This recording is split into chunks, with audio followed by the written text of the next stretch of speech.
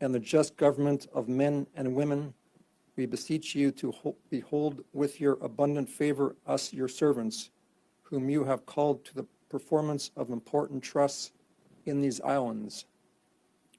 Let your blessing descend upon us here assembled, and grant that we may treat and consider all matters that shall come under our deliberation in so just and faithful a manner as to promote your honor and glory, and to advance the peace, prosperity, and welfare of these islands and of those whose interest you have committed to our charge.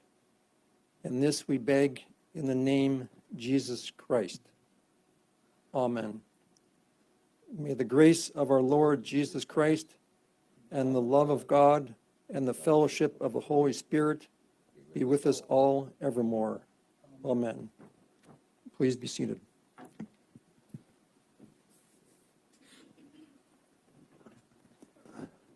Madam President was unable to attend today's session, so I will fill in for her in an acting capacity. We will now start with the agenda item, the oath of allegiance. Under Standing Order number 2, all new senators are required to subscribe the oath of allegiance, and so I ask Senator Bell to come up and with her left hand hold the Bible and swear the oath. Thank you. I, Kiernan Jane Bell, do swear that I will be faithful and bear true allegiance to His Majesty King Charles III, his heirs and successors, according to law. So help me God. Thank you, Senator Bell. If I can just ask you to sign. Thank you.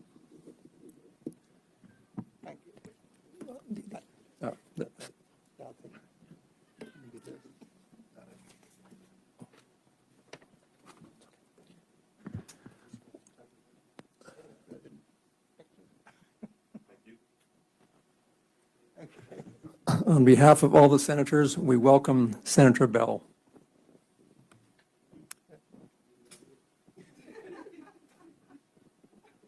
The next item on the agenda is the confirmation of the minutes of 20th of July, 2022. Over to Senator Bell.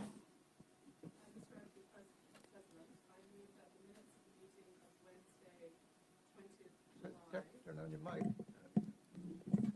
I didn't have that lesson, sorry. Mr. Acting President, I move that the minutes of the meeting of Wednesday, 20th July 2022 be taken as read. Is there any objection to that motion?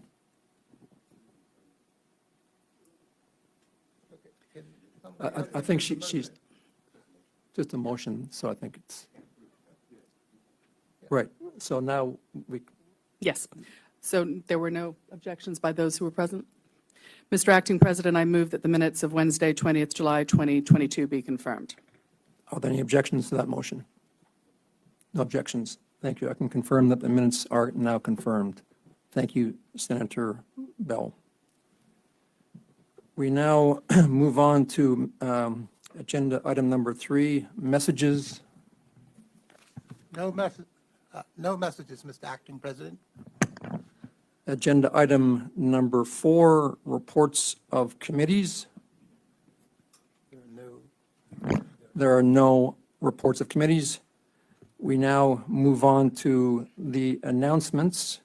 We have several announcements. The first 4 relate to the investment business order in the name of the Junior Minister of Finance, Senator Ariana Hodgson. Senator, over to you. Thank you, Mr. Acting President. I hereby present for the information of Senate the following subsidiary legislative items as made by the Minister of Finance. The Investment Business Class B Registered Persons Order 2022. The Investment Business Non-Registrable Persons Designation Order 2022. The Investment Business Client Money Amendment Regulations 2022. And the Investment Business Amendment Regulations 2022.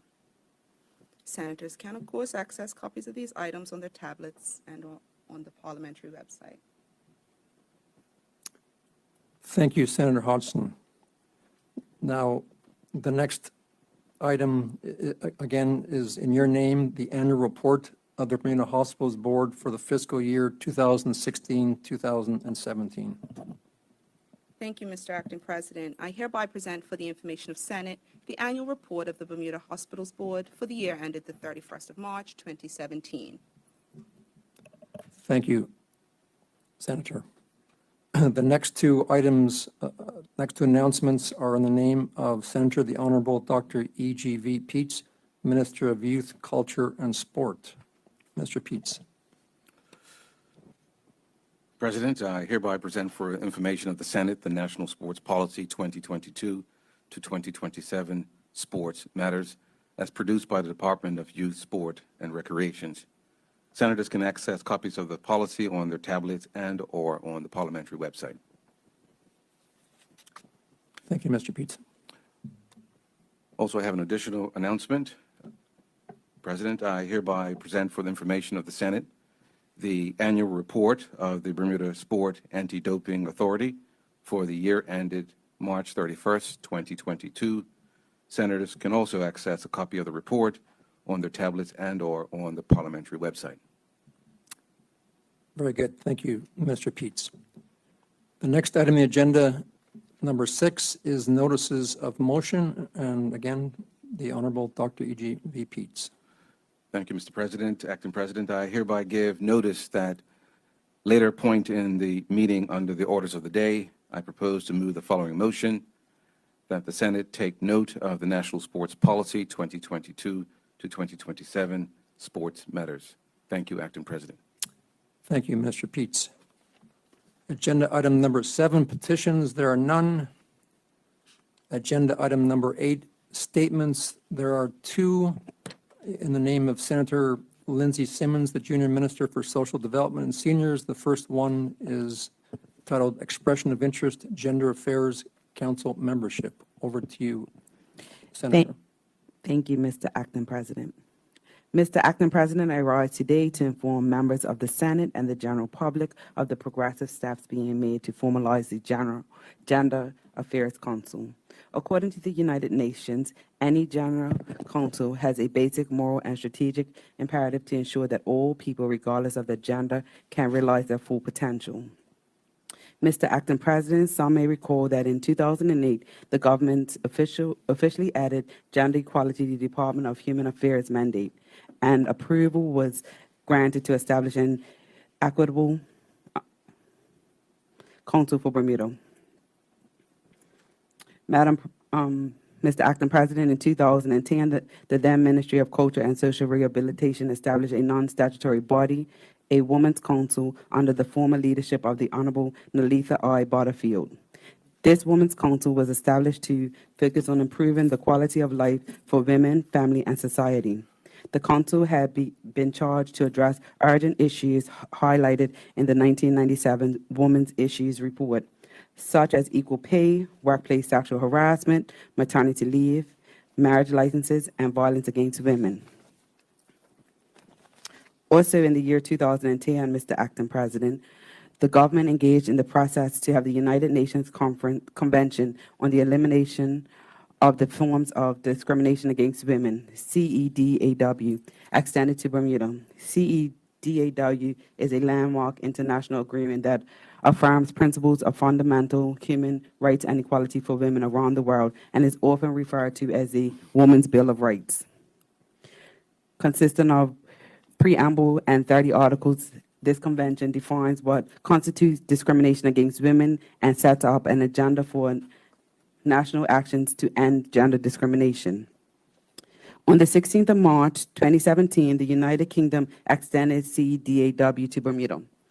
In 2015, with the dissolution of the Department of Human Affairs, individuals were never appointed to the Women's Council, and a body remained inactive to this date.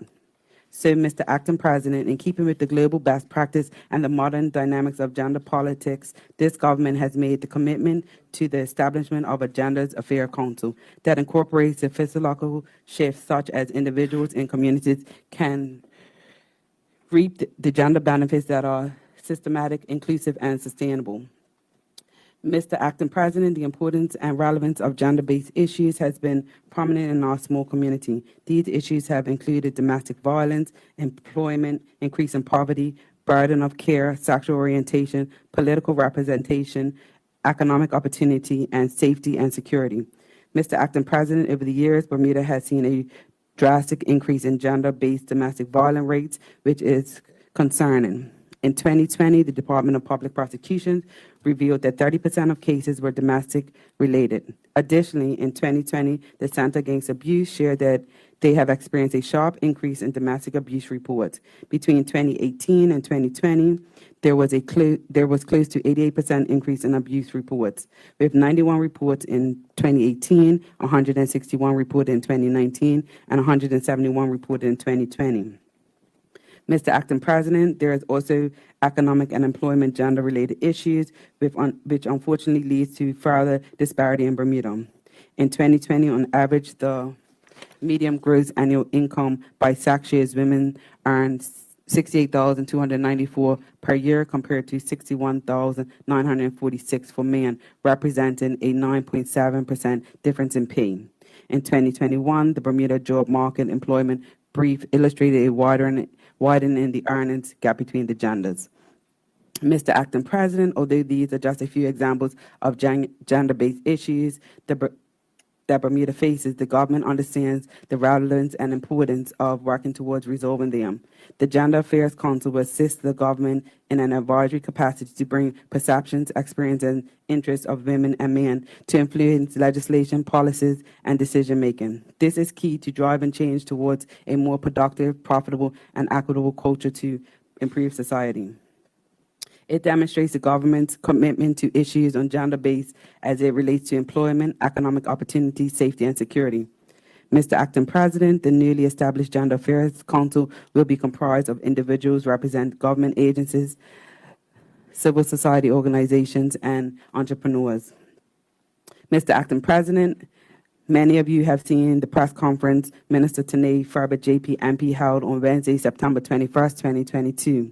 The press conference was used to provide the importance of establishing a Gender Affairs Council and the overarching remit of the council. Also, the press conference provided an opportunity for Minister Farber to encourage individuals to submit an expression of interest so they can be considered to serve on the non-statutory body that will drive change towards a more equitable community. Mr. Acting President, Minister Farber looks forward to receiving expressions of interest, and I would like to thank the community in advance for their support, interest, and commitment to what the government seeks to achieve. I encourage individuals in our community who wish to serve on the Gender Affairs Council to be part of the progressive change to submit expression of interest form by October 7, 2022. The form must be submitted electronically and can be accessed online at forms.gov.bm/department/the Cabinet Office /expression of interest. Thank you, Mr. Acting President. Thank you, Senator Simmons. Before I ask you to address your second statement on nurturing our nation imperfect parenting series, I'd just like to recognize the presence this morning of Minister Tanae Farber, JPMP, Minister of Social Development and Seniors. So, Minister, welcome and nice to have you this morning. So, back to you, Senator, for nurturing our nation imperfect parenting series. Thank you, Mr. Acting President. I am pleased to rise today to inform the members of the Senate and the general public about an exciting initiative, Nurturing Our Nation Imperfect Parenting Series, that provides an opportunity for the Ministry of Social Development and Seniors, the Department of Child and Family Services, DCFS, and the industry professionals to collaborate in providing resources that are designed to assist families. Mr. Acting President, DCFS conducts quarterly family strengths and need assessments on all families engaged in intervention services with the department. Annual data gathered from these assessments indicate that two of the highest priorities areas of need for most primary caregivers are the need to support in the areas of coping and parenting skills. Being aware of this within the community, the Ministry of Social Development and Seniors and DCFS was keen to find a way to ensure primary caregivers were given the support and tools to help them strengthen themselves as parents and guardians. Mr. Acting President, the Ministry and the Department of Family Services collaborate with industry professionals to develop this initiative, Nurturing Our Nation Imperfect Parenting Series, to provide vulnerable resources and connections through live stream panel discussions, focus groups, parenting experts. The purpose of these initiatives is to educate primary caregivers and to assist them in providing practical solutions such as coping and parenting skills that enables community development. Mr. Acting President, Nurturing Our Nation Imperfect Parenting Series panel discussions are held twice a month starting at 12:30 live on Facebook at mosds.bm.bda and Bermuda Government, Twitter at Bermuda Government, YouTube at CITV Bermuda and CITV One Communications Channel 2 and WAL Channel 102.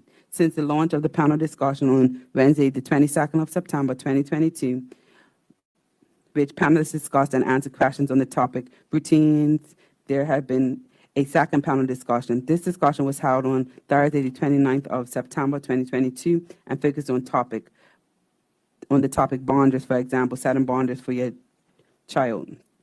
Mr. Acting President, the upcoming live stream panel discussion schedule is as follows. Effects of bullying and domestic violence on children on Thursday, October 20th, co-parenting and nurturing parents on Thursday, October 27th, personal care and wellness on Thursday, November 17th, nutrients and meal planning on Thursday, November 24th. I reiterate these discussions will start at 12:30 on all Government of Bermuda virtual platforms and CITV. I encourage members in our community to submit questions to the email address askus@gov.bm before discussion dates to add to what I believe will be a wholesome discussion. Mr. Acting President, the panelists that will be participating in panel discussions include representatives from numerous government and community organizations, namely the Department of Child and Family Services, Child Development Program, Department of Health, Bermuda Police Service, the Family Center, the Coalition for the Protection of Children, Parent Guide LLC, Teleconnect, FAR's New Wellness, Center Against Abuse, Women's Resource Center, Ocean Rock Wellness, and Beyond Therapy. Mr. Acting President, I encourage parents, guardians, grandparents, and other members of our community who are part of a family support village to watch these panel discussions. Many times, parents and guardians and caregivers feel helpless trying to cope with their children and think the issues their child and family is experiencing is isolated, but this is not true. You are not alone. Many parents, guardians, and families, regardless of factors such as race, sex, educational background, religious denomination, and financial status, have similar experience when raising a child. These similar experiences could be, for example, not being able to cope at times, finding home and work-life balance, unaware of support resources within the community, and not being able to communicate with your child. Mr. Acting President, I would like to take the opportunity to remind parents, guardians, that we are not perfect, and we will make mistakes when parenting a child. We must remember not to be hard on ourselves and also not to be judgmental of others. Parenting is definitely not easy. However, I believe this initiative will provide awareness of information, support, and services that is readily available in the community that can assist with coping and enhance positive parenting skills. Mr. Acting President, as stated earlier, the Nurturing Our Nation Imperfect Parenting Series includes a Parents Expo. This expo will have vendor participation that represent various industry professionals from government agencies and departments and community organizations. These participants provide community programs, child development support and services, mental health support and services, parent support, education support, and extracurricular activities. The Parenting Expo will be held on Thursday, November 10th, 2022 from 11 a.m. to 2 p.m. on the front lawn of City Hall in Hamilton. Please save the date and look out for further information that will be announced in the media and on social platforms. Mr. Acting President, residents should be receiving a Nurturing Our Nation Imperfect Parenting Series mailer sometime soon. The mailer includes the panel discussion schedule and monthly parenting tips, which I believe will be helpful in educating primary caregivers. The parenting tips can provide ways for not only just the primary caregiver to enhance themselves and other caregivers, but also suggest ways to engage and encourage a child. I recommend you try to use these tips in your daily routine. Mr. Acting President, the government remains committed to our parents, children, families, and recognize that there are gaps in the level of awareness. Many of the caregivers in our community can truly benefit from sessions to assist with coping strategies, parenting skills, and attaining community support. I believe nurturing our nation imperfect parenting series will help to clear some of the existing gaps by educating and providing resources to primary caregivers. It is hoped this would allow us to start healing the foundation of our families. Primary caregivers, once our family experiences healing, then together we can collectively work to heal our nation. In closing, the quote by Art Salam, Anisha Nabe Elder comes to mind. To heal a nation, we must first heal the individuals, the families, and the communities. I will repeat that. To heal a nation, we must first heal the individuals, the families, and the communities. Thank you, Mr. Acting President. Thank you, Senator Simmons. I'd now like to recognize the presence of Ms. Marva O'Brien, the Permanent Secretary for the Ministry of Social Development and Seniors. Ms. O'Brien, welcome. The next item on the agenda is number 9, the introduction of bills. There are none. The next item, 10, first reading of the public bills. Senators, the following public bills have been forwarded from the Honorable House of Assembly and are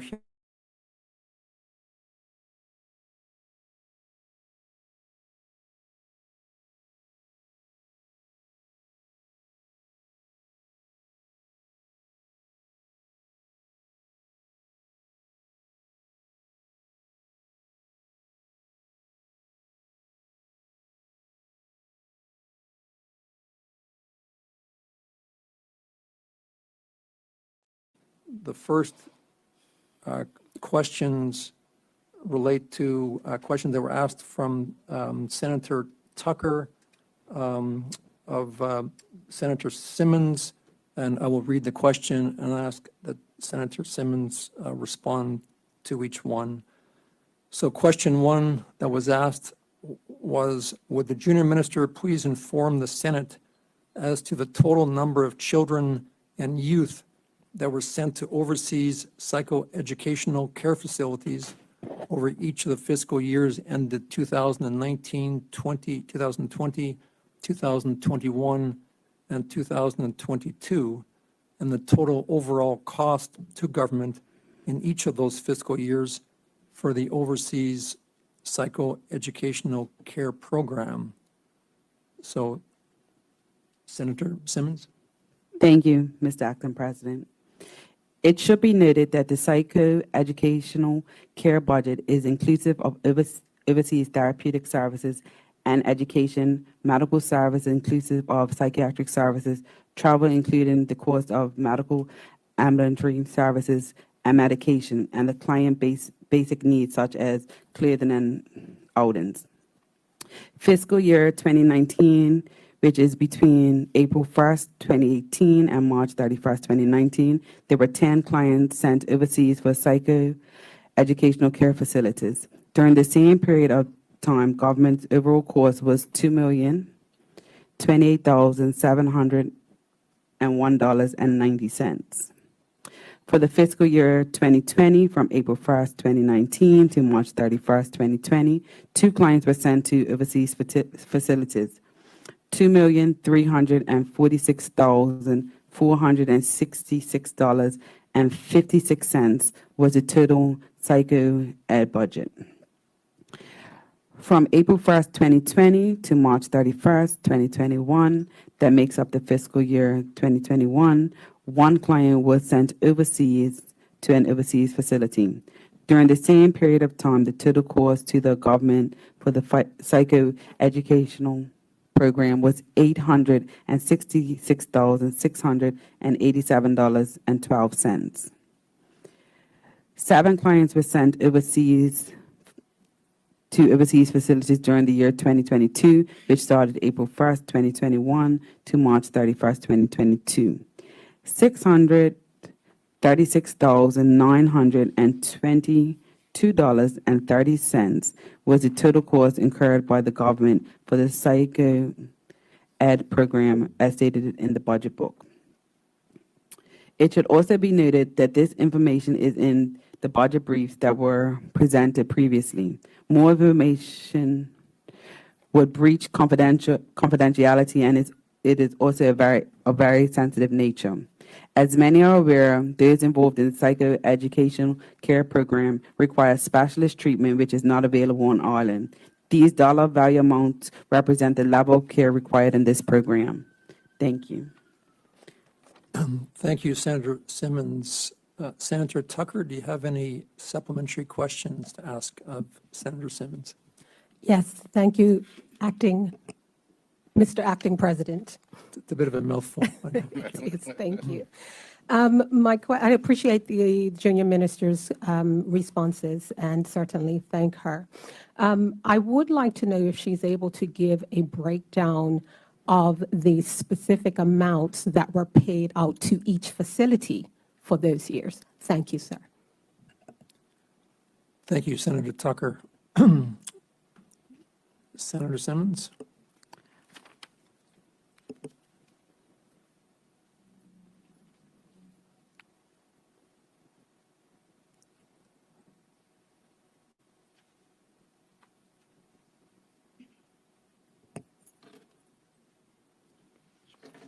Unfortunately, I can't give a specific breakdown for specific facilities because it is confidential to protect our clients.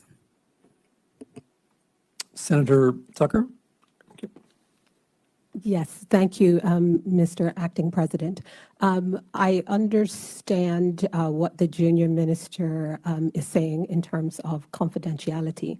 However, I'm not asking the junior minister to tell me the actual facility names. If she is able to give me the amounts specific to those fiscal periods, that would be helpful. Thank you. Thank you, Senator Tucker. Senator Simmons? Would you like further time we can move on to other questions if you would prefer to allow time to gather that information that Senator Tucker has just asked? Again, we can't specifically answer questions that will breach confidentiality, just like our personal records are private to us, so are these young people's, so we cannot divulge. Senator Tucker, any further supplementary questions on? Yes, Mr. Acting President. Can the junior minister then let us know how much was spent on travel for families to go and visit their children in those facilities over those fiscal periods? Thank you, Mr. Acting President. Thank you, Senator Tucker. Senator Simmons? I would try to get that information. I don't have the dollar amount in front of me. Thank you, Senator Simmons. So we can move on to the second question, which was, would the junior minister please inform the Senate as to the total number of visits that have been made by the director and staff of the Department of Child and Family Services to conduct welfare checks on the Bermuda children and youth that were sent to overseas psychoeducational care facilities over each of the fiscal years 2019, 2020, 2021, and 2022.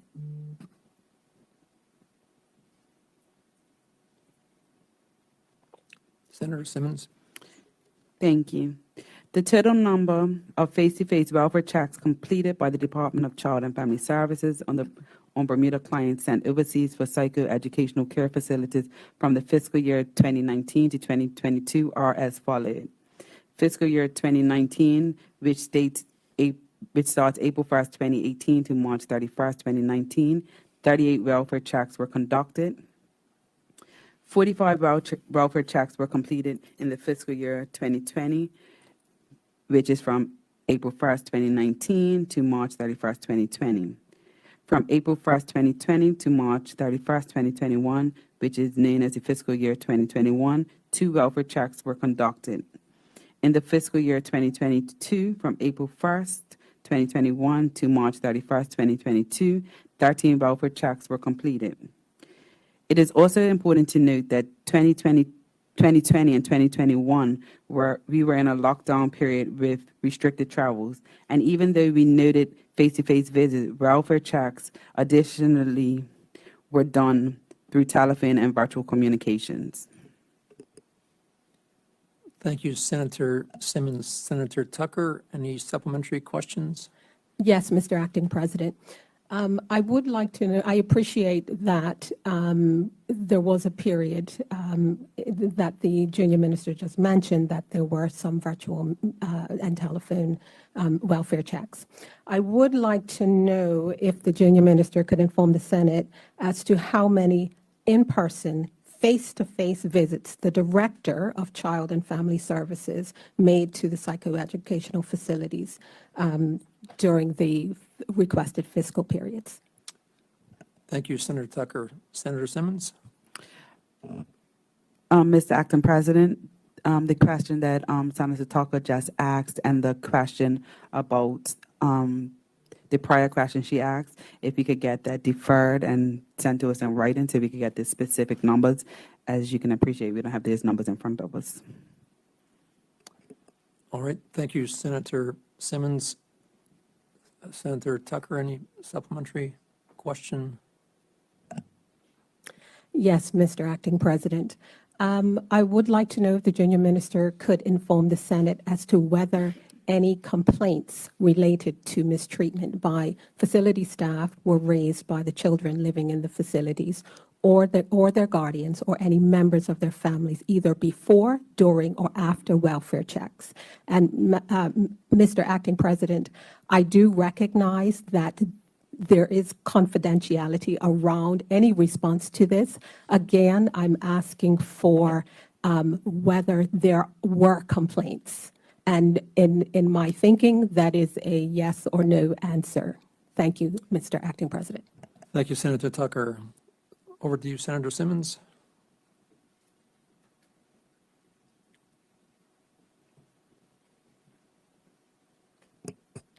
We will get back to you with that answer. Thank you, Senator Simmons. So I think we move on to question, I think Senator Smith, I think we determined that it would only be the senator who asked the initial question who was able to ask supplementary questions today.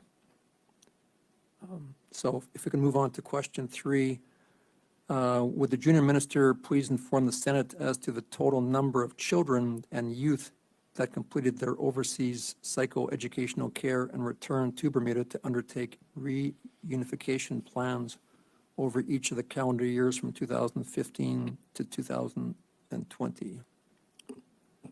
Senator Simmons. Thank you, Mr. Acting President.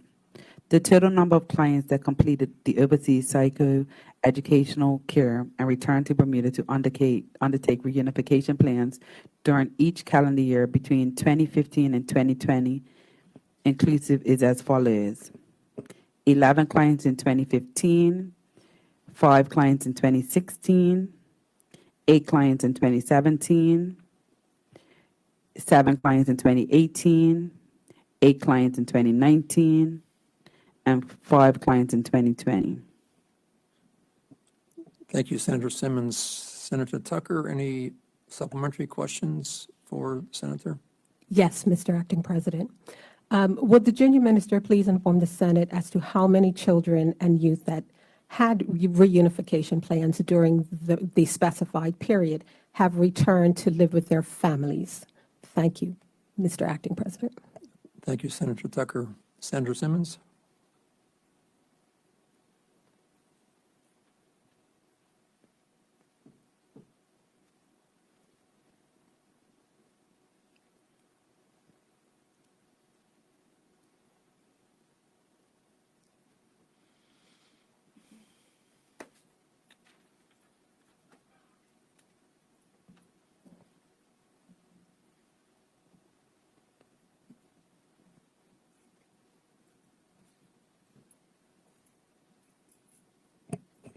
Thank you. The reunification to families and foster families in 2015 was 11 clients, in 2016 was 5 clients, in 2017 was 8 clients, in 2018 was 6 clients, in 2019 was 6 clients, and 2020 was 5 clients. Thank you, Senator Simmons. Senator Tucker, another supplementary question? Yes, Mr. Acting President.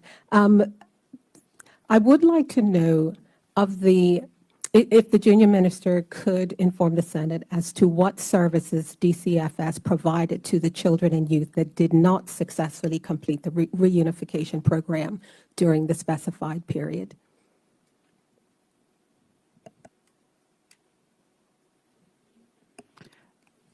I would undertake to Simmons. get back to you on that question.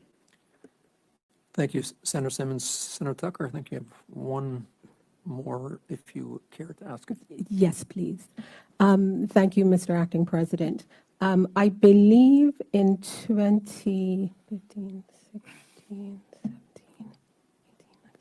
18, if I've written this down correctly, I believe in 2018 and 2019, there were a couple of children, based on the junior minister's responses, that completed the reunification plans, right, that had not returned to their families. Can the junior minister tell us what happens to those children that return from overseas facilities and have not completed the reunification plans? Thank you. Thank you, Senator Tucker. Senator Simmons?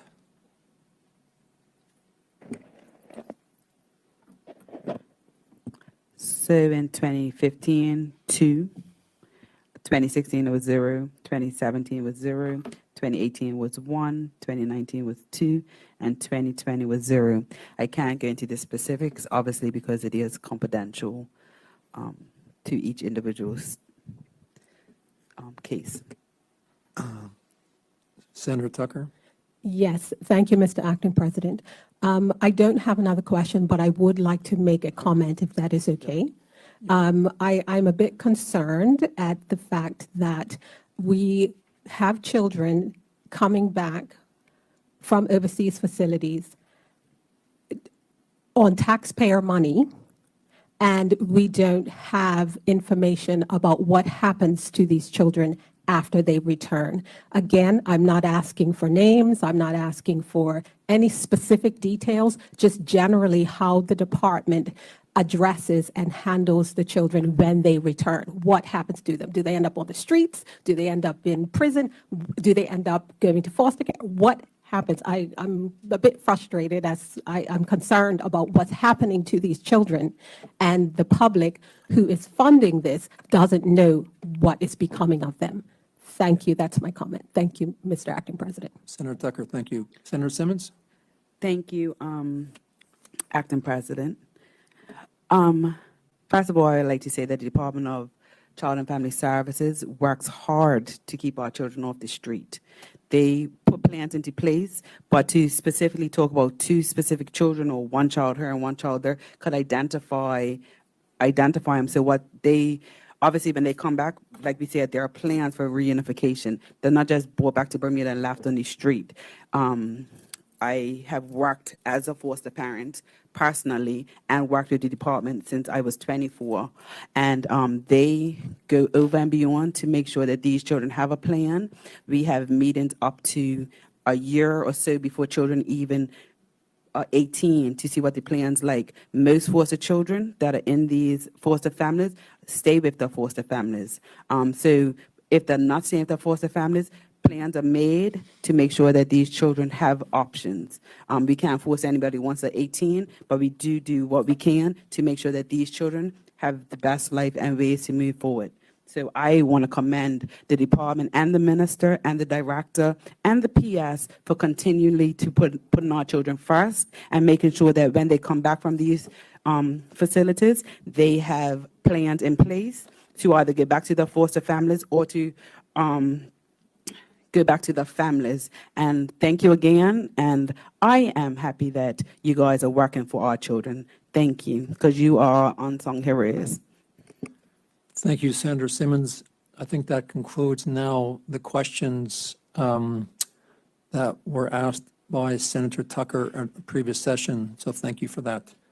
We now move on to the questions that were asked from Senator Ben Smith to Senator Reverend Dr. Emily Gale Dill. And I will, on behalf of Senator Smith, ask the question. Question 1, would the junior minister please inform the Senate as to the total number of firefighters in the Bermuda Fire and Rescue Service that are required to fill posts in each division, East, West, Central, and Airport operations, and what is the current number of Bermuda firefighters employed in each division?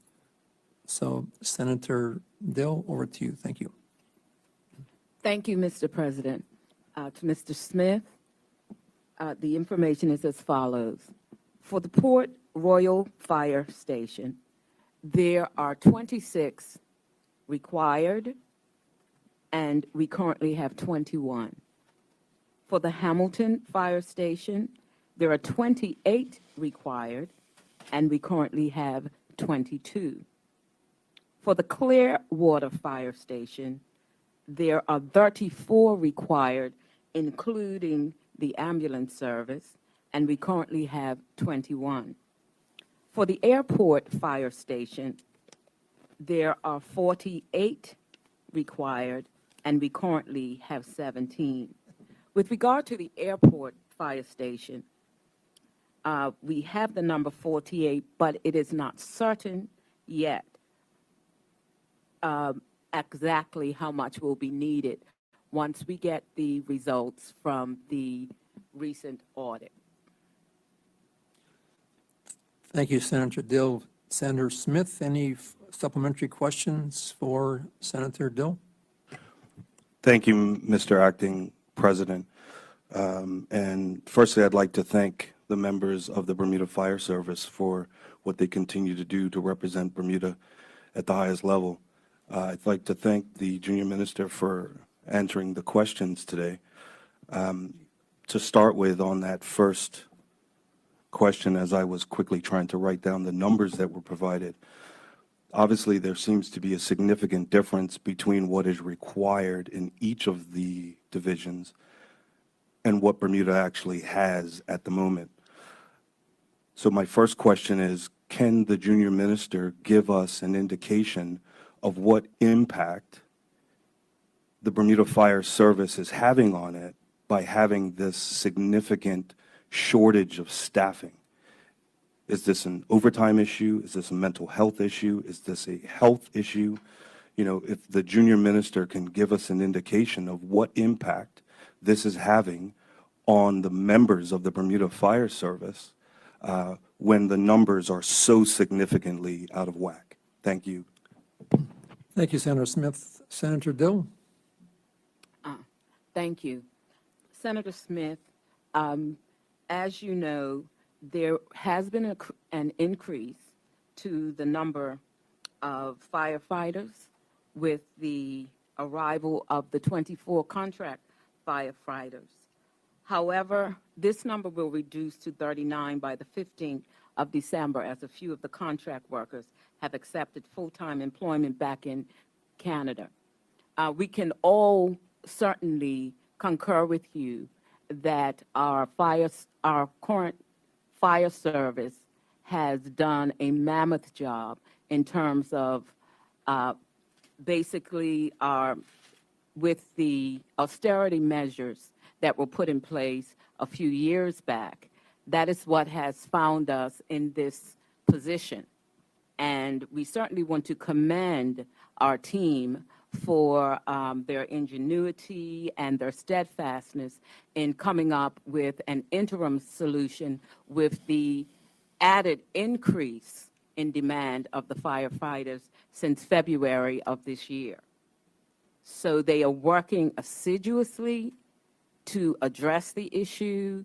There are currently individuals that are being trained, and it is our hope that we will be able to address the shortfall in the not-too-distant future. Thank you, Senator Dill. Senator Smith, Any other supplementary questions for Senator Dill? Yes, thank you, Mr. Acting President. So I guess because the specific question that I just asked wasn't answered about what impact this was having on the actual members of the fire service, my next supplementary is, if you have a reduced number of members within each division, does that mean that when the fire service responds to a call, they do not have the regulated amount of people that should be on a truck, as an example? Does that mean that they don't have the regulated amount of people in an ambulance, as an example? And what impact does that have on how our fire service members are being able to perform their job, which is to protect and save the members of our public? Thank you. Thank you, Senator Smith. Senator Dill? Thank you, Senator Smith. Currently, our fire service, they've been using overtime in order to be able to manage. And with regard to, has it created stress for them? Yes, it has. But as I said previously, we are working assiduously to be able to address that issue. We have brought in extra staff from overseas in order to ensure that there is not any extra added strain on our current service, and it is our intention to be able to remedy the situation, if not improve it, in the not-too-distant future. Thank you, Senator Dill. Senator Smith, you have one more supplementary question, should you choose to ask it. Thank you, Mr. Acting President. So in both of the responses by the junior minister, she referred specifically to airport operations. The problem with the fact that we have put all of our time and energy and effort in trying to deal with what's happening at airport operations, that seems to be ignoring the fact that there was a significant shortfall in the east, in the west, and in central. So can the junior minister tell us that while we are trying our best to deal with the situation that's happening at the airport, there is a plan and focus on how we are dealing with the other divisions that for the citizens of Bermuda are equally as important? Thank you. Thank you, Senator Smith. Senator Dill? Thank you, Mr. Acting President. Senator Smith, if I can be clear, all shifts have been staffed adequately. As I explained earlier, our staff, they have used overtime and their rest and leave, and they have worked rather assiduously. I bring up the airport because in the numbers that I gave to you earlier, the largest number was at the airport, and I wanted to ensure that when you looked at that, you didn't, for 1 minute, believe that that was impacting the services that are provided to the rest of the island. As you can see in terms of our required numbers, with the exception of the Clearwater Fire Station, which also has the ambulance added into that number, that there was no number over 5 in terms of the required to the current. And with regard to our staffing, we have ensured that each shift has been adequately staffed, and the ministry has been very creative in resourcing the current staff. We currently have 11 local recruits to be onboarded soon. Thank you, Senator Dill. Before we move on to the second question, I just want to recognize the presence of Mr. Chris Farrow, the Permanent Secretary for Ministry of National Security. So welcome, Mr. Farrow, this morning. Second question from the prior session asked by Senator Smith was, would the junior minister please inform the Senate as to the monthly remuneration and benefit package costs for each of the posts filled by Canadian Fire Service personnel brought in for airport operations? So, Senator Dill. Thank you, Mr. Acting President.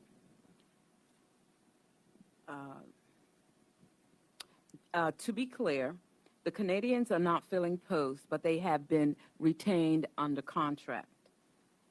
The benefits are as follows: a monthly fee in arrears of $5,850.30 per month, which is the lowest level of compensation for firefighters here in Bermuda.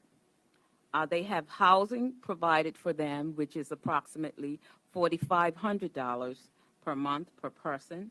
They have 2 days per month leave, their return flights, and their luggage allowance, which varies. Just a little information. As I said previously, they are not employees, but they are hired as consultants to ensure that they do not become employees. They are paid a fee and not a salary. They do not enjoy the same benefits as local firefighters who are full-time employees. They are required to register locally for taxes and pay them, and they also may be liable for taxes in their home country. Thank you, Senator Dill. Senator Smith, any supplementary questions? Yes, thank you, Mr. Acting President. So my first supplementary in looking at the figures that were just provided by the junior minister would be if the junior minister could provide us with the amount that a Bermuda Fire Service member would get paid with the same certification to do the same job, considering regardless of whether they're a consultant or not, the local fire service person is looking at the fact that we are giving $4,500 for housing when they don't receive that level of benefit, which obviously will cause a significant amount of angst by the people who have been serving this country all this time. So if the junior minister can give us that difference between the total per month that is being given to the overseas consultant firefighter compared to the same level of certified Bermuda firefighter, so we can have a clean comparison between that much bigger number and the smaller number that the Bermuda Fire Service member currently is seeing a difference between the two. Thank you, Senator Smith. Over to you, Senator Dill. While I await that number, what I will say, Senator Smith, is the housing that is provided for these individuals is critical in terms of, you know, that we currently have a housing crisis here in the island of Bermuda, and it's extremely difficult to find short-term housing at, and these individuals, you know, this has been a very challenging task for the ministry in light of the fact that this was something that we had not anticipated, given that previously they had only required 5 firefighters per shift, and in February, after that audit, there was, in order for us to remain open, we had to very quickly source additional firefighters in order to be able to meet this challenge. Thank you, Senator Dill. Senator Smith, supplementary question? Yeah, so, Mr. Acting President, I'm still waiting for the answer to the question, correct? So my supplementary is not in relation to that. Okay. So, Mr. Acting President, in the answer that the junior minister just gave, she spoke specifically about the audit process that happened in February of 2022. So I'm going to ask a question specific to the response that I've received. So was the Bermuda Fire Service or the government of Bermuda or the airport told at any point prior to February, when that audit happened, that there would be a requirement for a significant difference in the amount of firefighters that were needed at the airport? And the reason for that question is we are in the emergency presently because all indications are we did not know anything until February. It would be very important for us to know whether anybody in Bermuda knew prior to February that there was a possibility that that number would be significantly higher. Because if that is the case, and we did not plan, this emergency is the fault of somebody that didn't plan. Thank you, Senator Smith. Senator Dill, back to you. Thank you, Mr. Acting President. The answer to your question, Mr. Smith, is no. Thank you, Senator Dill. Will there be a response to the first question of the difference in pay between the local firefighters and those brought in?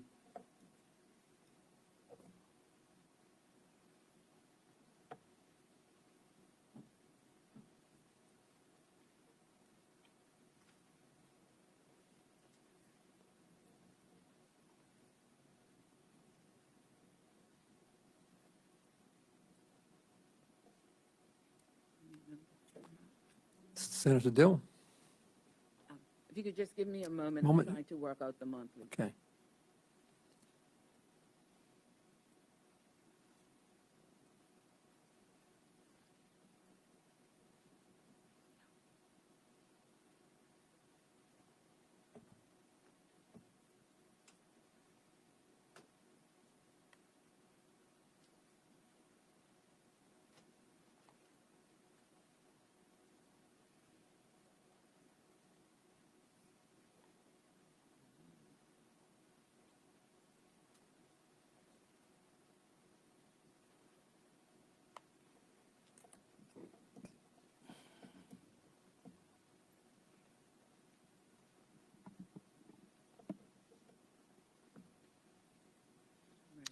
Senator Dill?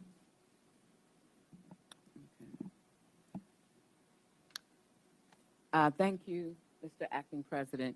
In response to your question regarding what local firefighters would be making, local firefighter would make just over $70,000 per annum, and added to that would be the other benefits that they receive, which include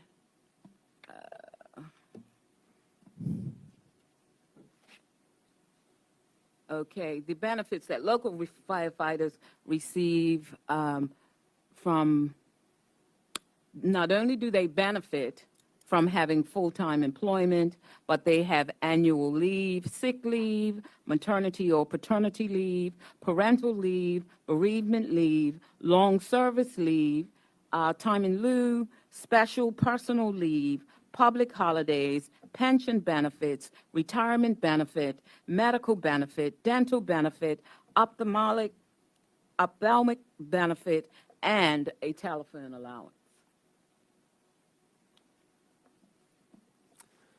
Thank you, Senator Dill.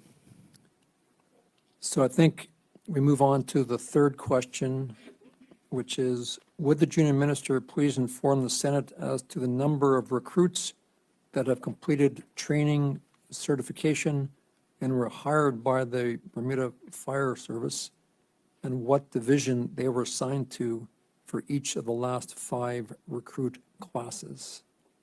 So Senator Dill, over to you. Thank you. Thank you, Mr. Acting President.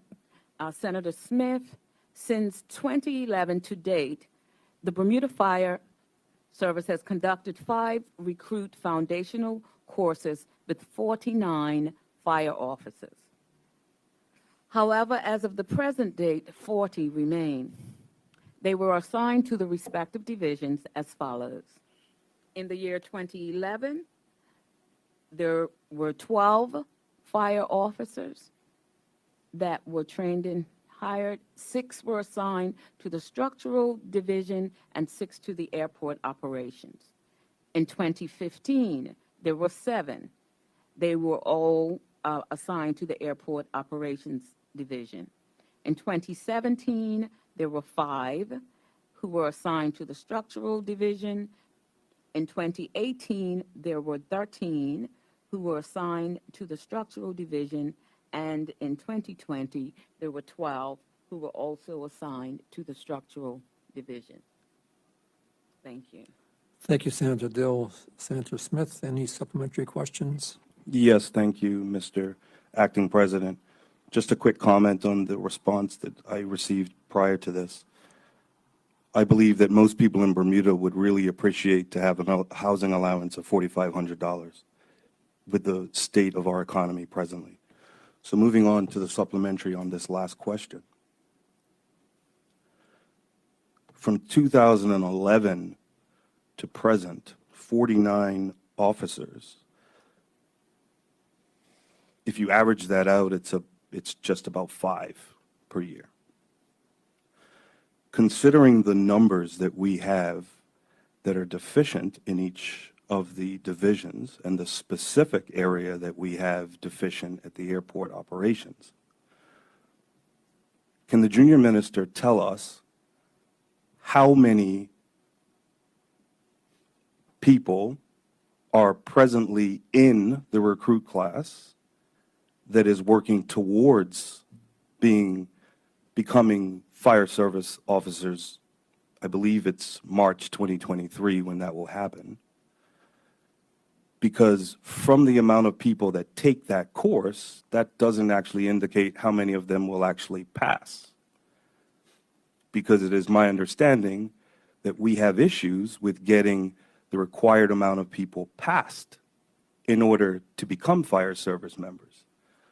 So if the junior minister can let us know how many people are in the class so that we have an indication of how long it is going to take us to reduce the number, not just at airport operations, but at every division. Thank you, Senator Smith. Senator Dill, over to you. Thank you.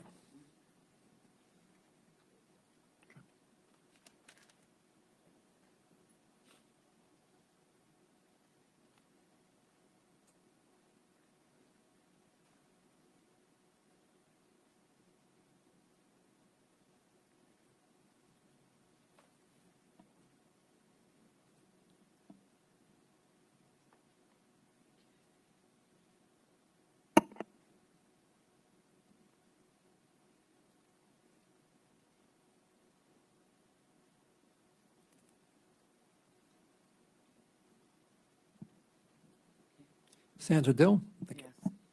Thank you, Mr. Acting President. Senator Smith, I shared earlier that we have 11 individuals that are currently on schedule to be onboarded. However, we all understand that we can only recruit to posts that are approved and have had budget approved by the legislature. There are currently 33 vacant and unfunded posts, which would require that there are additional posts approved before we can actually go out and get individuals to fill them. And we all understand the austerity measures that were applied. Certainly, we are seeing the result of that years down the line. Thank you, Senator Dill. Senator Smith, any further supplementary questions?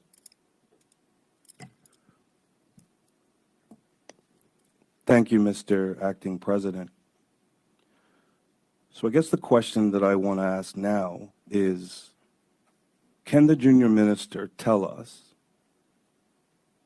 how many recruit camps will be required if the average is 11 in order for us to fulfill the posts that are required for the fire service to be at their required number? Thank you. Thank you, Senator Smith. Senator Dill?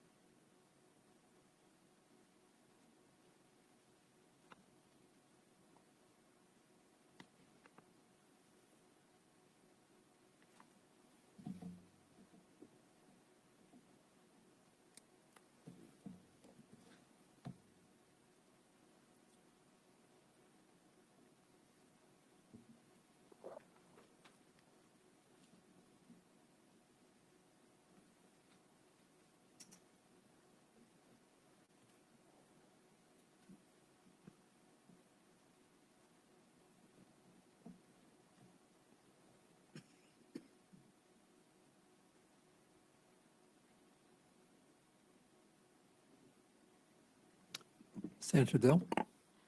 Thank you, Mr. Acting President. Senator Smith, once we have confirmed the numbers that are required for the airport, we will review the needs of the Bermuda Fire and Rescue Service as a whole and the service numbers that will be required.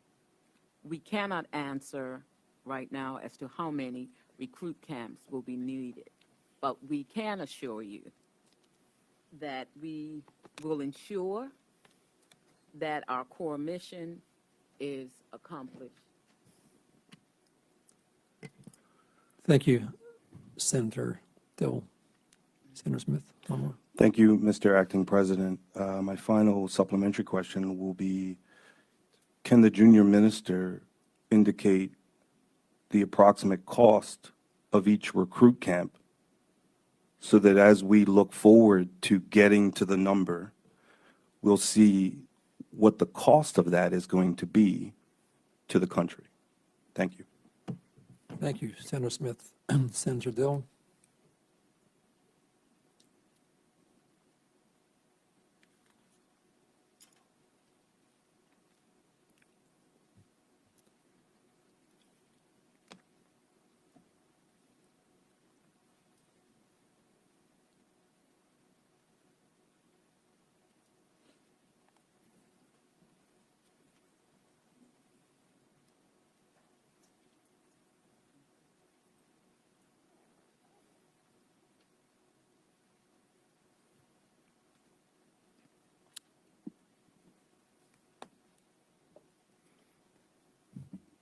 Mr. Acting President.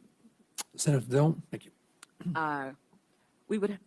Senator Smith, we would have to get back to you on that, as there are many variables that would have to be taken into consideration. Thank you, Senator Dill. So I think that concludes the three questions that were posed by Senator Smith at a previous session of Senator Dill. So we move on to the third oral questions to Parliament that were made by Senator DeCudo to Senator Darrell from a previous session. So, Mr. Vice President, if I may, before you move on to those questions, I've received word from the Permanent Secretary for the Cabinet Office, as well as the Postmaster General, that the particular topic which Senator DeCudo has posed oral questions for is actually before the courts as we speak. So therefore, I believe it's sub judice, and we are unable to discuss it in this session. Thank you, Mr. Acting President. thank you, Senator Darrell. So that is in respect of all three questions. Yes, sir. Thank you, Senator Darrow. Yes, Senator DeCudo? Thank you, Mr. Acting President. I appreciate that the overall topic, there is a court case, but I believe the questions were quite factual in nature, relating to facts and figures, not, opinions or judgments and so forth. Mr. Acting President, I've also been informed by chambers that due to the nature of these questions, we are unable to touch them in this session. Thank you.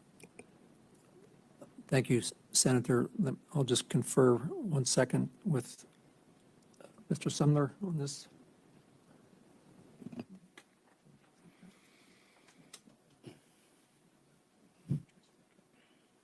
Okay, so we will accept that we are unable, the government is unable at this point in time to answer the 3 questions. So we will move on to the questions on the statements under Agenda Item 8 that Senator Simmons spoke to earlier on the expression of interest, Gender Affairs Council membership, and the Nurturing Our Nation Imperfect Parenting series. So, so any senator has an opportunity now to express a question or opinion on the first one, the expression of interest, Gender Affairs Council membership.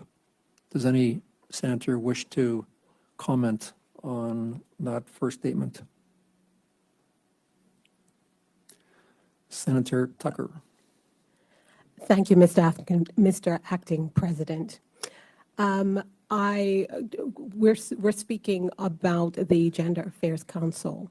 I do believe that it is a good thing, and I thank the junior minister for bringing the statement to the Senate chamber.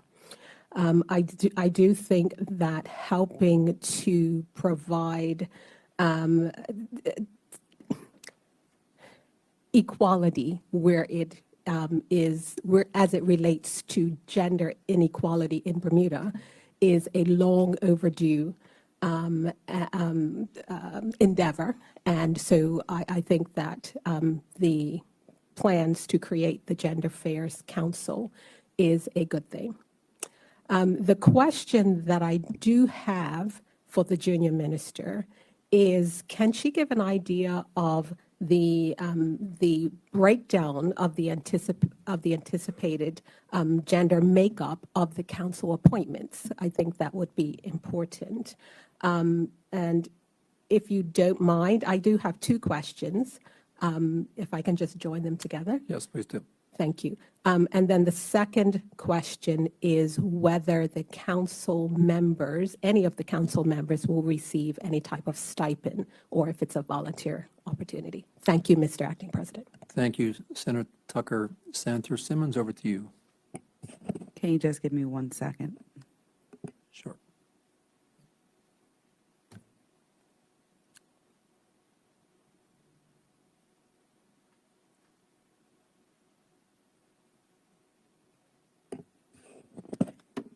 It's a minimum of 7, a chair, a deputy, and anyone interested. No stipend at this time, it's under consideration. Thank you, Senator Simmons. Senator Tucker. Yes, thank you, Mr. Acting President. Just want to, I guess, a point of clarification. When I was asking about the makeup of the council, I was really speaking more to if there is an idea about the gender makeup of the council. Thank you, Mr. Acting President. Thank you, Senator. We can't speak to that right now. We have asked people to fill in, but of course, we're going to try to make it males and females. But it will be, we have to wait for the interest to come in, but it will have males and females in the council. Thank you, Senator Simmons. Any other senator care to ask a question regarding the expression of interest, Gender Affairs Council membership? Senator DeCudo. Thank you, Mr. Acting President. Thank you, Senator Simmons, for sharing this with us. Like all of my colleagues, I certainly support anything that moves us towards a more fair society. So thank you for bringing this towards the Senate's attention. My question is, what powers, if any, would this council have, or was it strictly advisory? Thank you, Senator Takuto. Senator Simmons? As in its name, it is an advisory council. Thank you, Senator Simmons. Any further questions, Senator Takuto? Thank you for that. In the statement, the government's commitment to issues on gender balance and employment and opportunity and equity have been referred to. If I recall, in another place, there was an equality bill that the government was not in support of. So I'm trying to understand how this council's aims are different in terms of general aims than that equality bill, which the government did not support, would have also assisted us towards. Thank you. Thank you, Senator Takuto. Senator Simmons?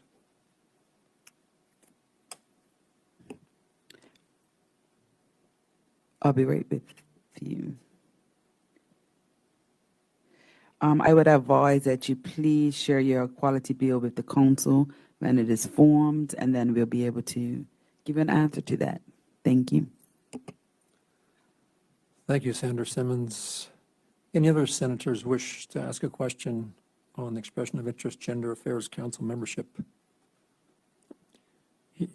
Hearing none, we will move on to the second statement that was delivered by Senator Simmons, Nurturing Our Nation, Imperfect Parenting Series. Any senator wish to ask a question? Senator Tucker. Thank you, Mr. Acting President. Again, I think that this is it's a great initiative.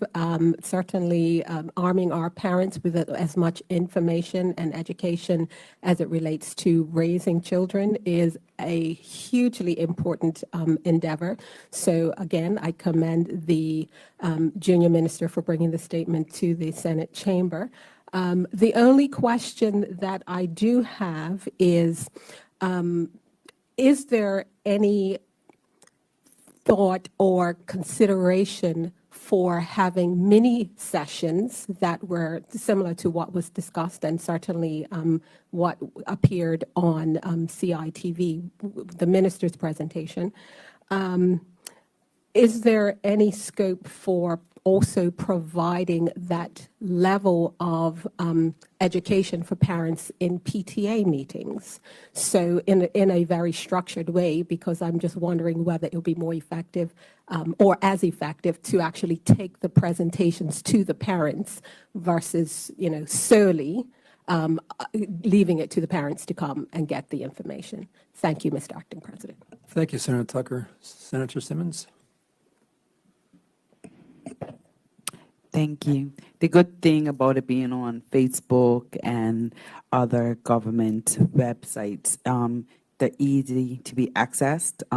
Any principal, any guidance counselor, or anybody that wants to access it can view it at any time. So they could pull the information and get the information and show them to their parents or teachers. So I thank the minister for making sure that these panel discussions are accessible to everyone at any time, not just during the live show. Thank you, Minister. Thank you, Senator Simmons. Any further questions? Senator Tucker. Thank you, Mr. Acting President. I just want to put a comment to the junior minister, just saying another reason why I posed the question is because I don't want to assume that every parent has access to the internet and that every parent has cable. So I'm just wondering, that's why I was wondering whether, we would be taking this information to the parents via a medium like the PTA. Thank you, Mr. Acting President. Understood. Thank you, Senator Tucker. Would any other senator care to ask a question on nurturing, our Nation Imperfect Parenting Series? Hearing none, we can now move on to the orders of the day. And the first order of the day is the second reading of the Customs Tariff Amendment Act Amendment Number 2, Act 2022, in the name of Senator Ariana Hodgson, the Junior Minister of Finance. So, Senator Hodgson, over to you. Thank you, Mr. Acting President. Mr. Acting President, I move that the bill entitled the Customs Tariff Amendment Number 2, Act 2022 be now read a second time. I want to move Standing Order 25 first. Standing Order 25. Just move that the provisions of that be granted. And just move that the provisions of Standing Order 25 be granted. Mr. Acting President, I move that the provisions of Standing Order 25 be granted in respect of this bill. Thank you, Senator. Any objections to that motion? No objections. Thank you. Back to you. Thank you, Mr. Acting President. I move that the bill entitled the Customs Tariff Amendment Number 2, Act 2022 be now read a second time. Thank you, Senator. Any objections to that? Hearing none. Thank you, Mr. Acting President. Honorable members are requested now to give consideration to the bill entitled the Customs Tariff Amendment Number 2, Act 2022. This bill proposes to amend the Customs Tariff Act 1970, or the Principal Act, with the introduction of duty relief on fuels. The measure in the bill affects the fifth schedule to the Principal Act. Mr. Acting President, in the 2022-2023 budget statement, this government promised relief now and more relief to come. And in keeping with that promise, a relief package was introduced to seek to provide working families direct support during this period of global inflation, which included protection to the people of Bermuda from rising fuel prices. Mr. Acting President, in March 2022, as one of the Premier's early actions upon resuming the role of Minister of Finance, he rejected the recommendation to increase the cost of gasoline and diesel, and in working with the fuel importers, have kept the prices at the pump frozen at the February 2022 rates.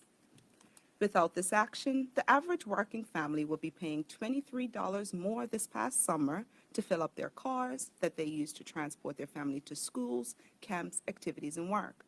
Without this action, taxi and minibus operators would have been paying $35 more each time they filled up their tanks to transport tourists around our island during this last, stronger-than-expected tourism season.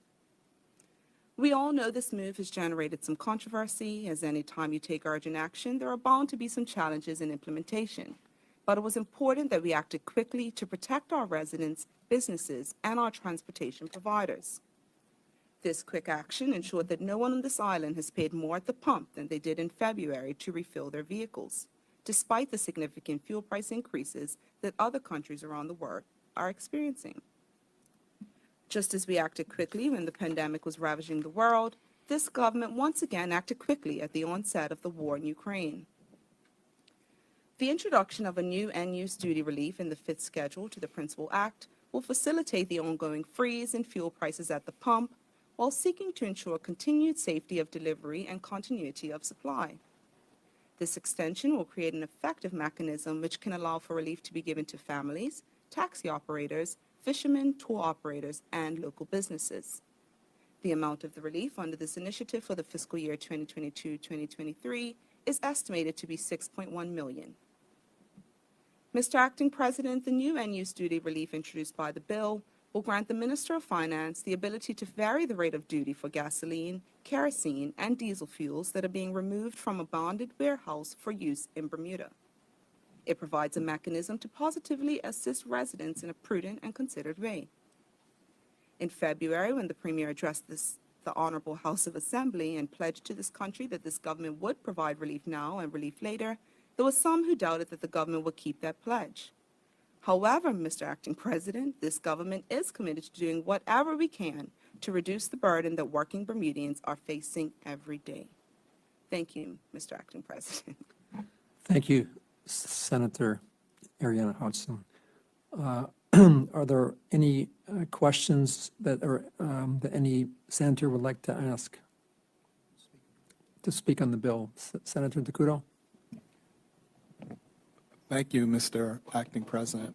And I want to start by saying that, myself and my colleagues in the OBA, it's important that people recognize that we understand what is going on out there in the world with people who are struggling with their grocery bills, their fuel bills, their rent. So the direction that this bill goes is the right direction. Like so many things that are going on with this current government, though, it is a bit of a Band-Aid over a long-term structural problem. And I wish that the government could truly acknowledge that it is going to be tough for people for a long time due to things out of our control, instead of seeking a pat on the back for these Band-Aids. So, and it would be nice to see a more cohesive, coherent, long-term approach to assisting people in this country economically. Now, I say that because I want to say that the direction of this bill we like, but overall, we have a lot of questions. So I noticed that the bill was retroactive, Mr. Acting President. And so I'm curious how that retroactive duty break, which I presume will somehow be a check that goes back to the service station owners, how that is going to get reflected in prices for the fuel that all of us have already paid in the last several months. A lot of questions as to what the new duty rate would be. How long will that be applied for? What criteria would the government or the minister use to assess whether or not a duty break should be supplied and when to stop the duty break? For example, will we have this duty break in 5 years? Should people count on it in the long term? And we did hear a little bit about how much it would cost the government. But of course, without knowing how long or under what criteria the government would plan to apply this duty break, in fact, it's quite difficult to estimate the long-term cost of this. You know, I did a little research, and I'm just going to refer to some comments from the economist Craig Simmons, who I know is well respected here on the island. And it's something I actually agree with.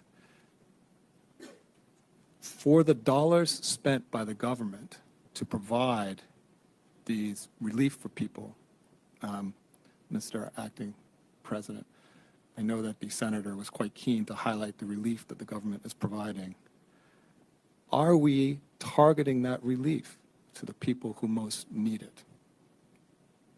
So, for example, if you have two well-off people, a household with 2 jobs, you know, they're going to feel the fuel bill.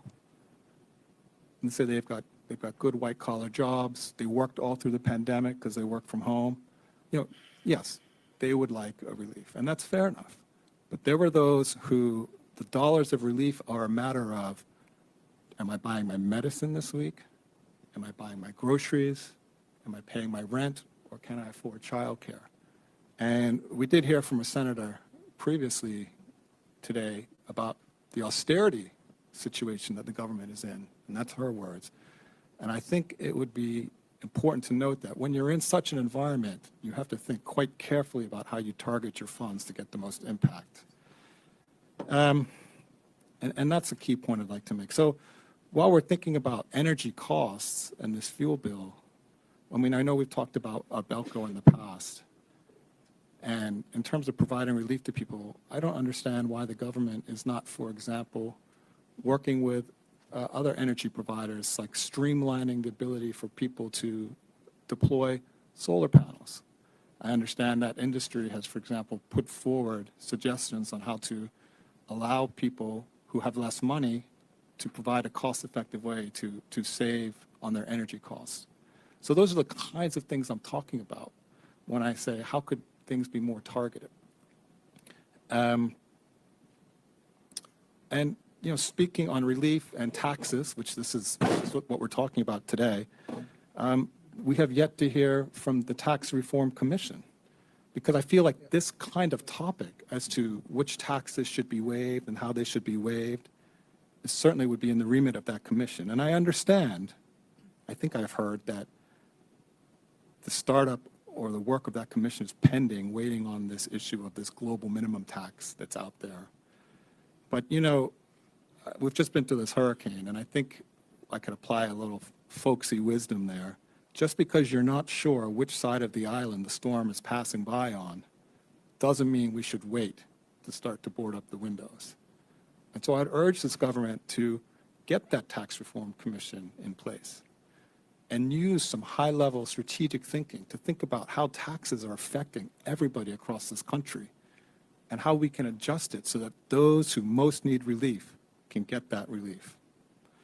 And I'm going to leave you with one last folksy analogy, if you allow me, Mr. Acting President. You know, if someone's drowning, you throw them a life ring. But you know what's the better thing? Make sure they don't fall overboard and make sure they know how to swim. And that's what I'm looking for from this government. How can they focus on those most in need to help them before there's problems? Thank you. Thank you, Senator Takuto. Any other senator wish to speak on this bill?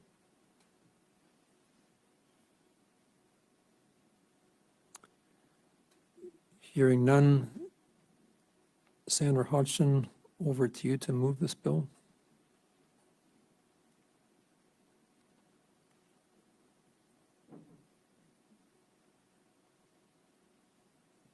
Mr. Acting President, I'm just hoping to get a bit more information to provide answers to Senator Takuto's questions.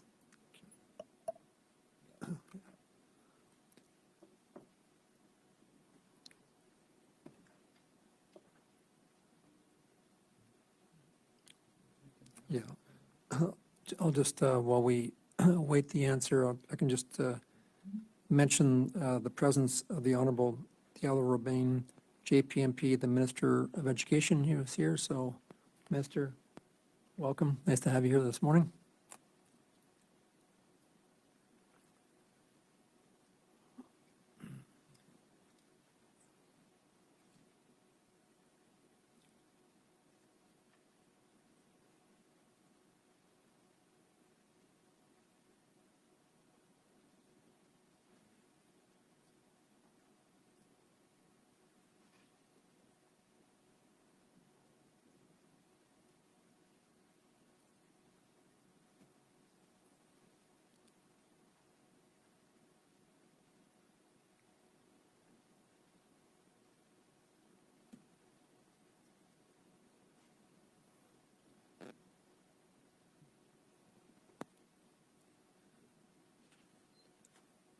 For the listening audience, we're just awaiting a response to a question that's been posed to the senator.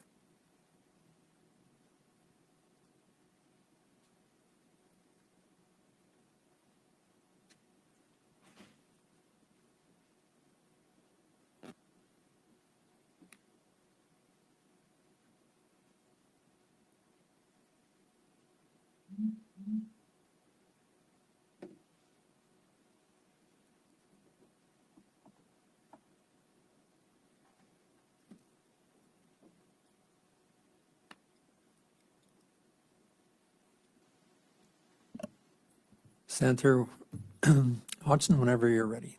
Thank you. Thank you, Mr. Acting President. Regarding the new duty rate, it will actually be set at 0 in the first instance, and then it can be adjusted going forward. The rate will, of course, vary depending on the amount of the rebate.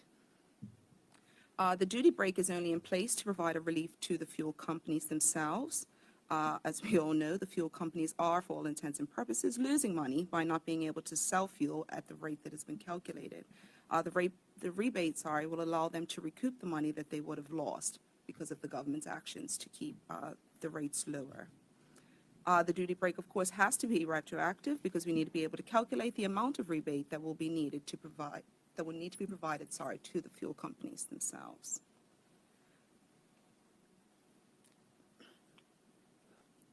Thank you, Senator Hodgson. Any follow-up questions? Senator DeCudo? I just want to clarify my understanding. Would it be safe to say then that the individual who buys fuel at the pump should not expect to see that price change right now?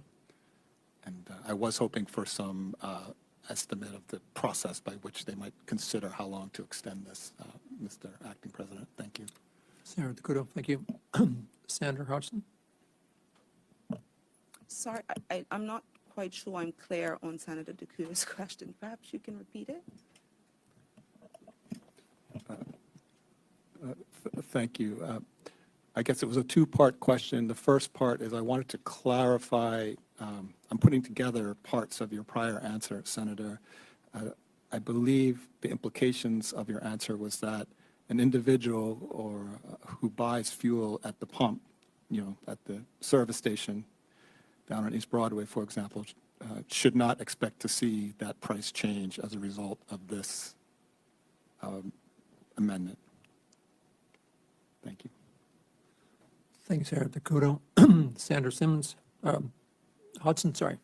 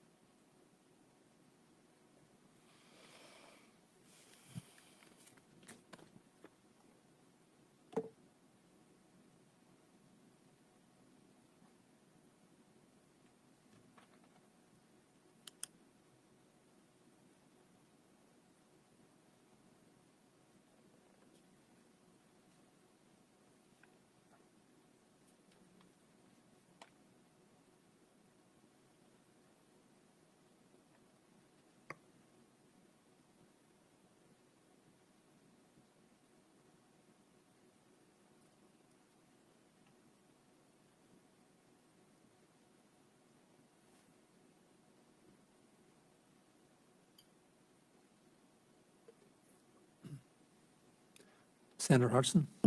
Thank you, Mr. Acting President. Essentially, Bermudian residents won't see the increase because we will continue to absorb those increased costs until the costs go down globally. It's also worth noting that fuel rate oversight will eventually be transferred to the regulatory authority very soon.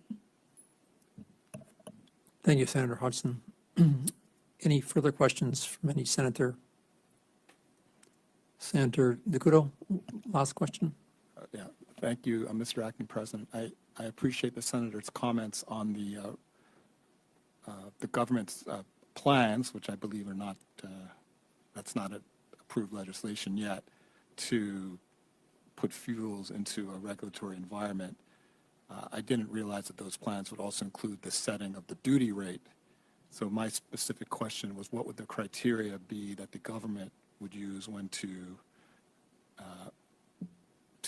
revert to the regular rate of duty on fuels and to maintain this duty break? So, would there be a way that we could project, things that we would observe in the outside world and say, oh, right, I could see that the government will probably put the duty back up now because ABC, as an example. Thank you, Mr. Acting President. Thank you, Senator DeCudo. Senator Hodgson.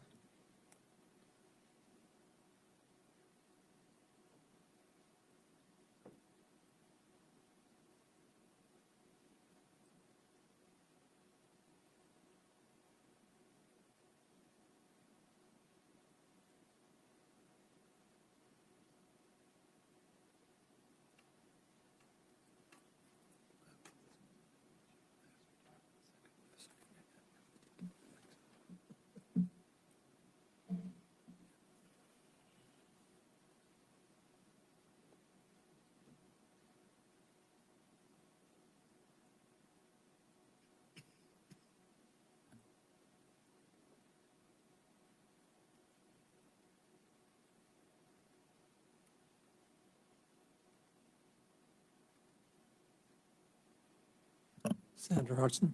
Sorry, Mr. Acting President, I was actually just checking the Royal Gazette to make sure I was correct. And the deputy leader actually spoke of this transfer in the session on Friday. And so it's not something that has just come up today. The actual rate of duty is not changing. How the duty change, or the change in the rate of duty is only relevant as we look at the rebates for the fuel companies, if that makes sense.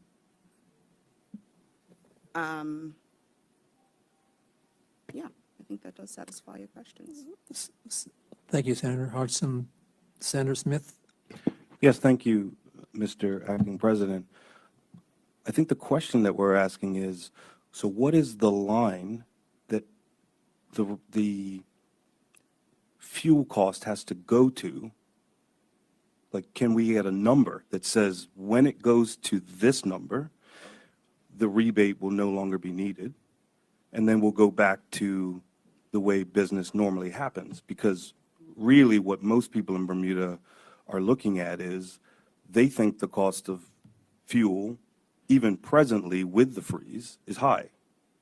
So they were probably thinking, as I believe my colleague was alluding to, that this would lead to a lower amount paid at the pump. But obviously, with what is happening internationally, we all know that the prices of fuel have continued to fluctuate mostly up because of conflicts. So what is the number that we have to reach for the rebate to stop? Because the truth is, this rebate is really because up until this point, the burden of this freeze has been on the importer of fuel. This really isn't about everybody in Bermuda. This is about giving the money back to the importer. So in order for us to get back to the normal way that fuel is dealt with in Bermuda, what is that figure? And then on a go-forward basis, is there something that is going to be implemented that will lead to lower fuel rates in Bermuda? Thank you. Thank you, Senator Smith. Senator Hodgson? Thank you, Mr. Acting President. I guess the short answer would be that the rebate will no longer be needed once the price goes below the February levels. And I just want to make it clear that this is not about giving money back to the importers, and our residents have seen the benefits of this price freeze. I know I have. Thank you, Senator Hodgson. Any further questions before we ask the Senator to move this bill? Hearing none, Senator, over to you. Thank you, Mr. Acting President. I move that the bill entitled the Customs Tariff Amendment Number 2, Act 2022 be now read a second time. Is there any objection to a second reading? Hearing none, carry on, Senator Hodgson. Thank you, Mr. Acting President. I move that Standing Order 26 be suspended in respect of this bill. Is there any objection to that motion? Hearing none, Thank you, Mr. Acting President. I move that the bill entitled the Customs Tariff Amendment Number 2, Act 2022 be now read a third time. is there any objection to a third reading? Hearing none, Thank you, Mr. Acting President. I move that the bill do now pass. it has been moved that the bill entitled the Customs Tariff Amendment Number 2, Act 2022 do not pass. Is there any objection to that motion? No objection, the bill has passed. Thank you. So we now move to the second reading of the Bermuda College Amendment Act 2022 in the name of Senator Owen Darrell, the Junior Minister for Education. Senator Darrell, over to you. Thank you, Mr. Acting President. Mr. Acting President, I move that the bill entitled the Bermuda College Amendment Act 2022 be now read a second time. Move that provisions of 25 be granted. I'm sorry? Move that the provisions of Standing Order 25 be granted. Thank you. I move that the provisions of Standing Order 25 be granted. Granted. Thank you, Senator. Any objections to that? No objections? Thank you. Carry on, Senator. Thank you, Mr. Acting President. Mr. Acting President, I now move that the bill entitled the Bermuda College Amendment Act 2022 be now read a second time. Is there any objection to a second reading? Hearing none, back to you, Senator. Mr. Acting President, this bill proposes to amend the Bermuda College Act 1974 to allow the Bermuda College, referred to as the college, to appoint its own auditor. While these amendments refer to the audit requirements of the college, their greater purpose is to ensure that the Bermuda College has the autonomy and control over its operations. This is necessary so that the college can maintain its hard-earned accreditation status for the benefit of students, alumni, staff, employers, and our economy and society. Support for these amendments will help to ensure that the Bermuda College continues to be on a sustainable path of continuous improvement, which is one that we should continue to appreciate, support, and celebrate. As our only tertiary level institution, it is critical that we continue to invest in the college and do what we can to protect this very special, unique, and vital organization of training and higher learning. These amendments will help the college to maintain its accreditation status with the New England Commission of Higher Education, NEASH, which is one of 7 regional higher education accrediting bodies in the United States. NEASH is a voluntary, nonprofit, self-governing organization whose primary purpose is the accreditation of educational institutions. Mr. Acting President, my fellow senators may be aware that the college achieved NEASH accreditation in 2010. Accreditation is an intensive and demanding process. Its successful completion demonstrates that the college meets NEASH's standards for accreditation and complies with its policies. Accreditation by NEASH is invaluable. It gives confidence to the public, employers, and other educational institutions that the college is operating at a high level of educational quality. I agree with the college that accreditation status is a testament to its commitment and capacity to deliver a level of education to students that meets rigorous North American recognized quality standards that are subject to external review and verification. Every 5 years, NEASH undertakes a review of its standards. Effective January 1st, 2021, it adopted a new set of 9 accreditation standards, including Standard 3, titled Organization and Governance, which requires an accreditation-seeking body to have sufficient autonomy and control of its programs, operations, consistent with its mission to be held directly accountable for meeting the Commission's standards of accreditation. As a condition of continued accreditation, Standard 3 requires the following. A, the governing board is the legally constituted body ultimately responsible for the institution's quality and integrity. Where the institution's ownership or affiliation structure or circumstances or requirements may involve more than one legally constituted body with authority, the institution demonstrates that the governing body with direct responsibility for the institution's quality and integrity has sufficient autonomy and control to be held accountable for meeting the Commission's standards and to ensure that it acts with the institution's best interests and that the legally constituted bodies with authority have an aligned understanding of their respective roles.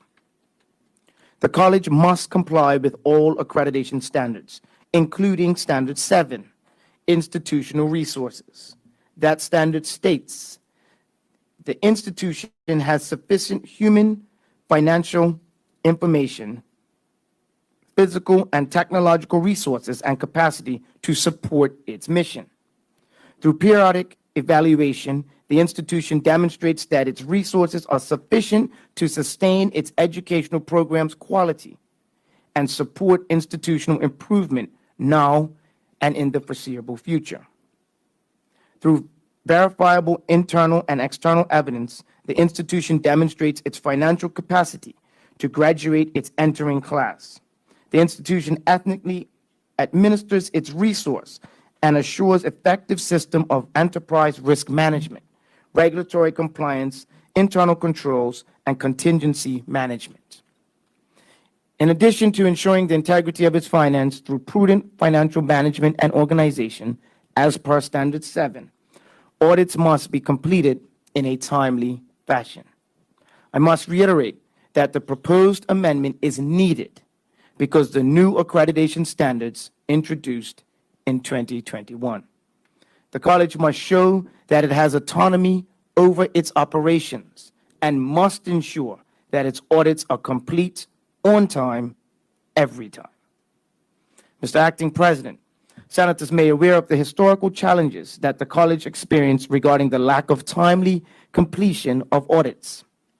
This issue began in 2003 when the Auditor General, the auditor, declined to audit the college's accounts until a report was tabled in the House of Assembly on the Cocoa Reef lease. This resulted in delays and a backlog of the college's finance audited accounts and affected the tabling of its annual report for a number of years.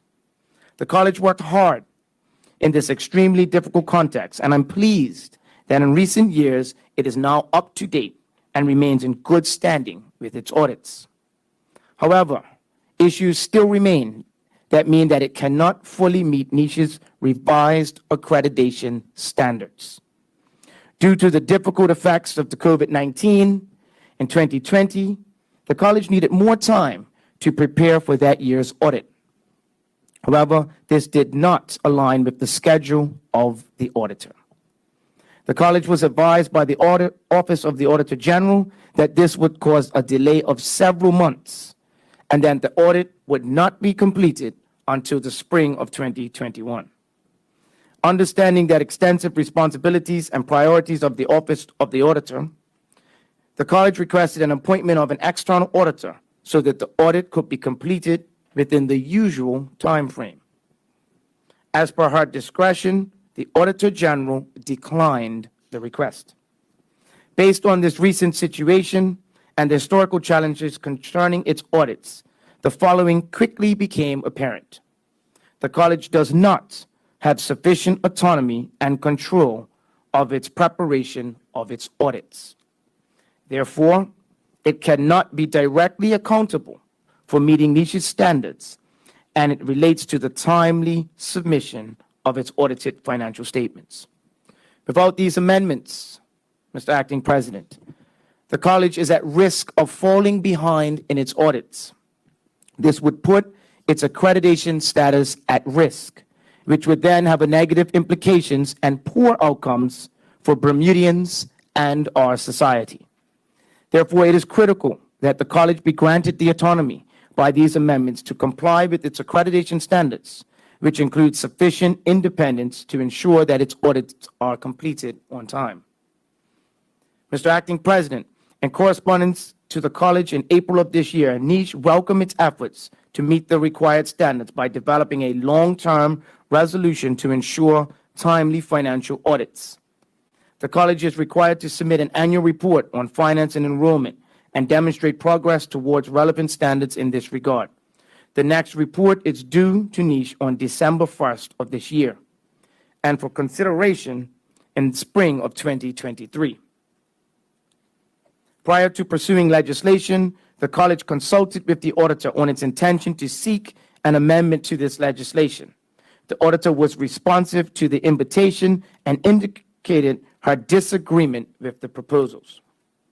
In her reply, the auditor reminded the college that the office is the statutory auditor for the college, as per the Constitution Order 1968 and the Audit Act 1990, and that is the auditor's responsibility to audit the accounts, regardless of the appointment of any additional auditors through the legislative amendment.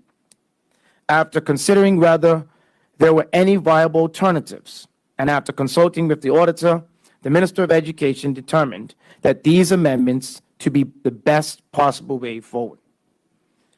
They respect the role of the auditor, as per the Audit Act 1990, and do not interfere with the rights and statutory obligations of the auditor.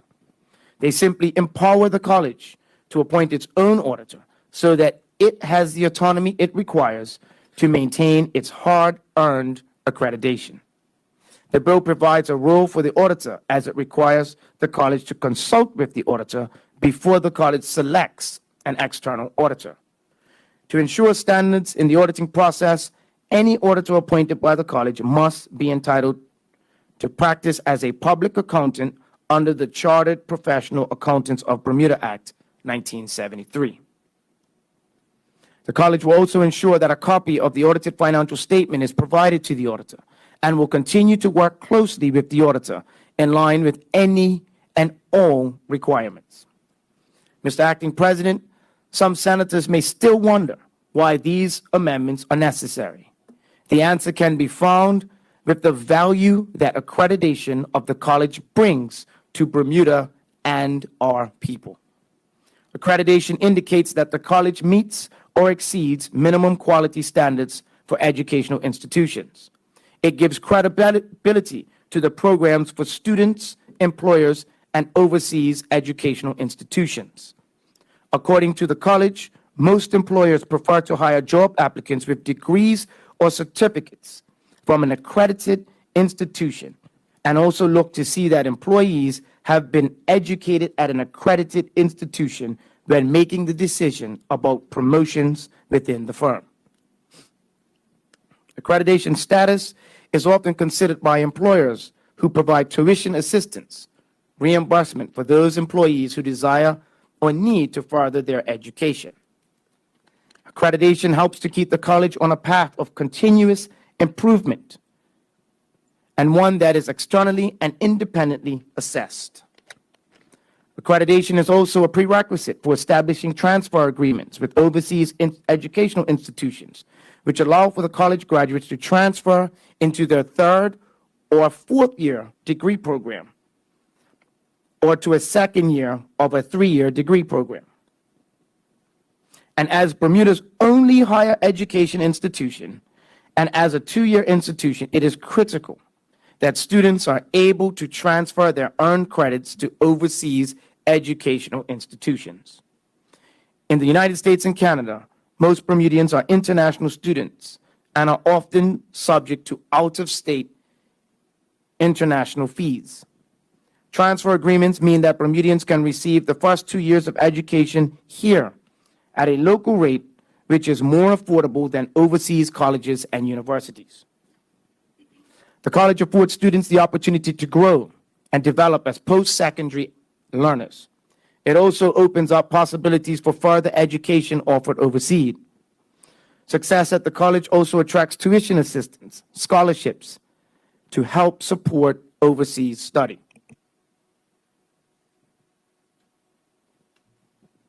It is difficult to quantify the value for money that accreditation provides to students of all ages and their families. We know that without it, many students would not be able to afford to travel overseas to obtain bachelor's and master's degrees or access fields of study not yet available or feasible to deliver in Bermuda, and we would be worse off for it. Accreditation also affords the college the ability to offer several professional certifications, programs, and courses through its Division of Professional and Career Education, also known as PACE, for students at all stages of life who wish to pursue various passions, career enhancement, or career changes. Mr. Acting President, it is important to put these changes in place to protect and maintain the college's accreditation status. Our failure to do so today will create unnecessary risk to the college and the benefits it affords to Bermudian students and employers. The lack of accreditation will cause Bermuda to lose critical personal and professional educational growth opportunities and result in a huge hit to the continuing development of Bermuda's workforce and our growth as citizens. Mr. Acting President, understanding that an audit is an arduous process, the college hopes that duplication in the auditing of its accounts will be avoided, and the Auditor General will choose to work with the college and its external auditor to meet the obligations of the Audit Act 1990. As per the Bermuda Constitution Order 1968 and the Audit Act 1990, the auditor is not subject to the direction or control of any other person or authority. Therefore, the college cannot and will not direct the actions of the auditor in this regard. However, it is clear that the Auditor General and the college share a common interest of having high-quality audits conducted to ensure that the college is accountable for its finances.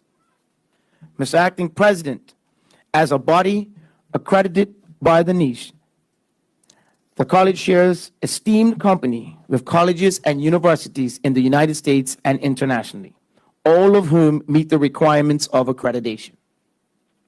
Some of these institutions, Mr. Acting President, if you may, are Amherst College, Berkeley College of Music, Boston College, Clark University, Harvard University, Lesley University, Northeastern, Tufts University, the University of Massachusetts at Amherst, Yale University, Brown University, Johnson and Wales University, the New England Institute of Technology, and Dartmouth College.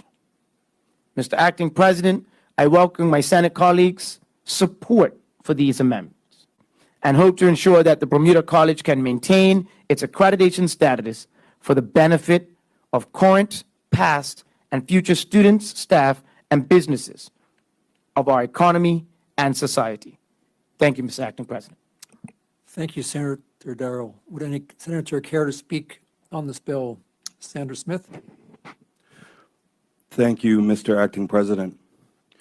Firstly, I would like to take this opportunity to thank all of the staff of the Bermuda College and the board of the Bermuda College for all the hard work that they have done and continue to do to make sure that we have this opportunity locally to have access to tertiary education and courses that are invaluable to our population. I believe that the junior minister has highlighted specifically all the important reasons why this accreditation that has been provided through the hard work of the Bermuda College is critically important. So, Mr. Acting President, the junior minister mentioned that he's sure that the senators might have questions about why we need to have this specific amendment. So I wanted to highlight the fact that we, as an opposition, are in agreement with the government on the point that the accreditation of the Bermuda College is significantly important and not something that we should do anything to mess up because of all of the reasons that the junior minister has really well laid out for us this morning. But the questions that I have are because when you make a decision like the one that's being made today, the potential of creating a precedent has to be highlighted. And the reason I bring that up, because on Friday in another place, some of the speeches that were on this particular debate talked about other ministries potentially wanting to follow this same path, even though in this particular debate, it is very specific attached to the accreditation portion of this.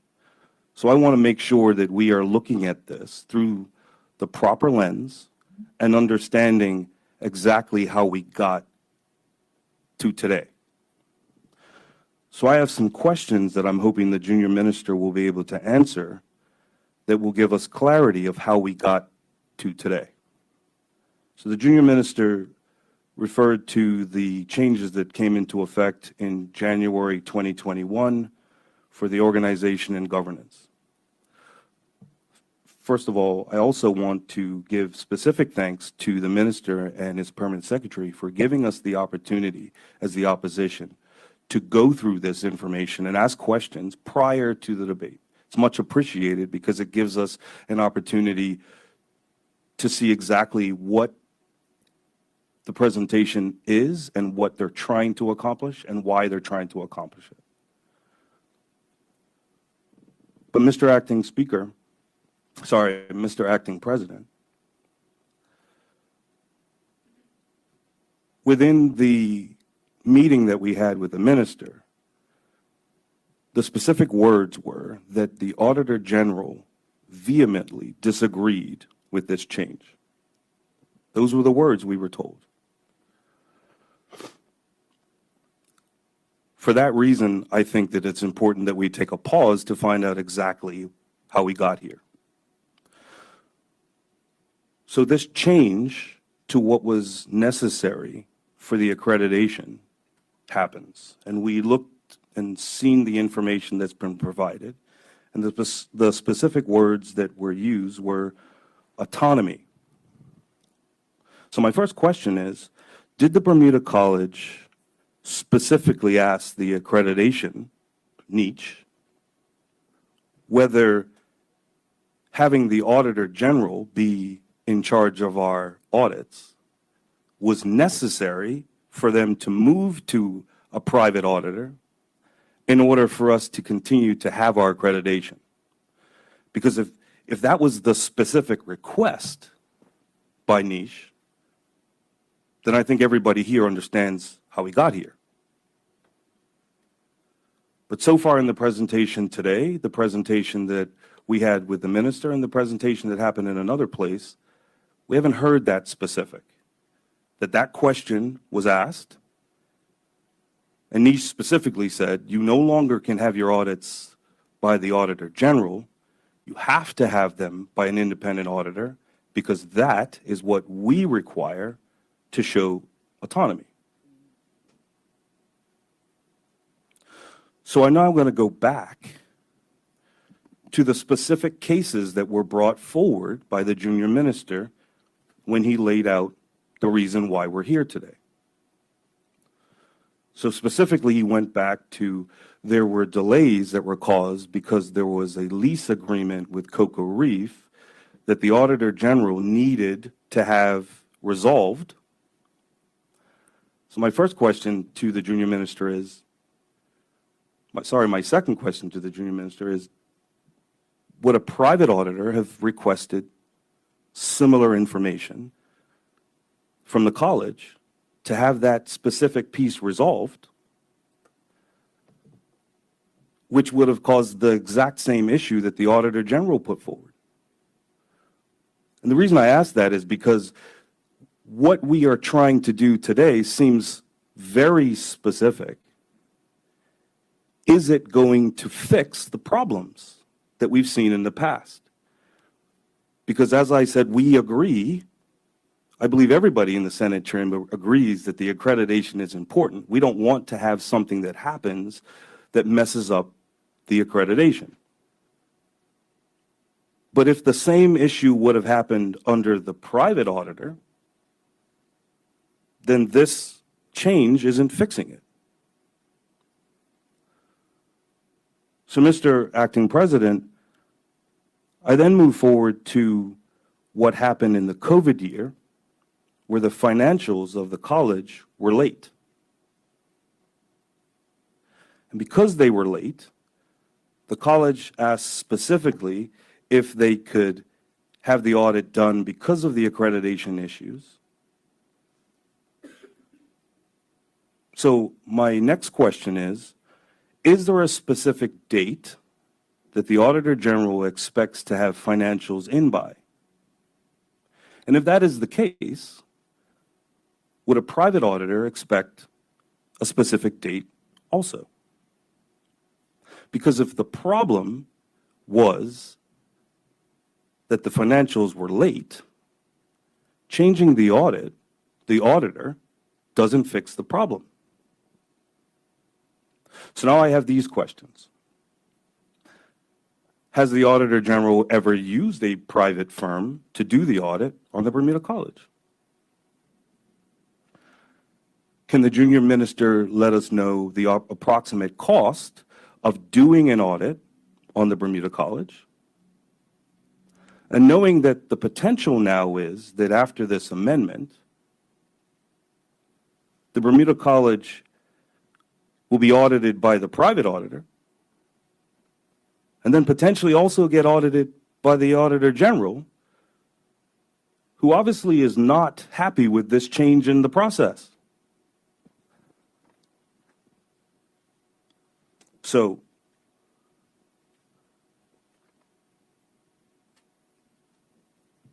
will we now know going forward that if the financials of the Bermuda College are presented on time, do they have an option for the Auditor General to continue to do the job the way they have always done it?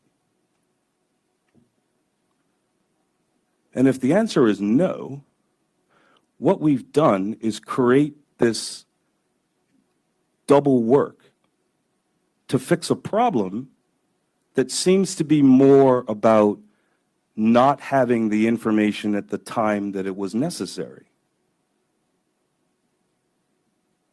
So I have this question. In the COVID year that was discussed by the junior minister, did the Auditor General do the audit? And if the Auditor General did the audit, was the audit on time? Because if that is the case, we've created an amendment to fix something that wasn't the fault of the Auditor General. And most of us will have seen how much of an issue that this is starting to create. Because once you start to unravel this, you're going to be connected to all of the other financial statements that have not been put in on time, not by the Bermuda College, but by lots of the departments of government. If we can get the answers to these questions,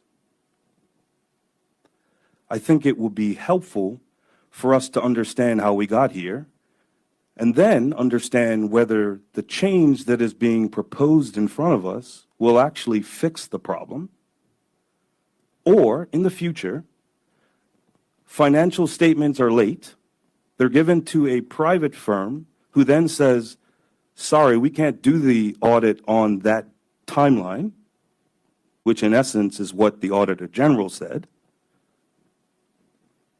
And now the problem that we've tried to fix today remains, because that seems to be what the problem was. And instead of laser focus on that part, which would still impact our accreditation, we're coming in to deal with the Auditor General.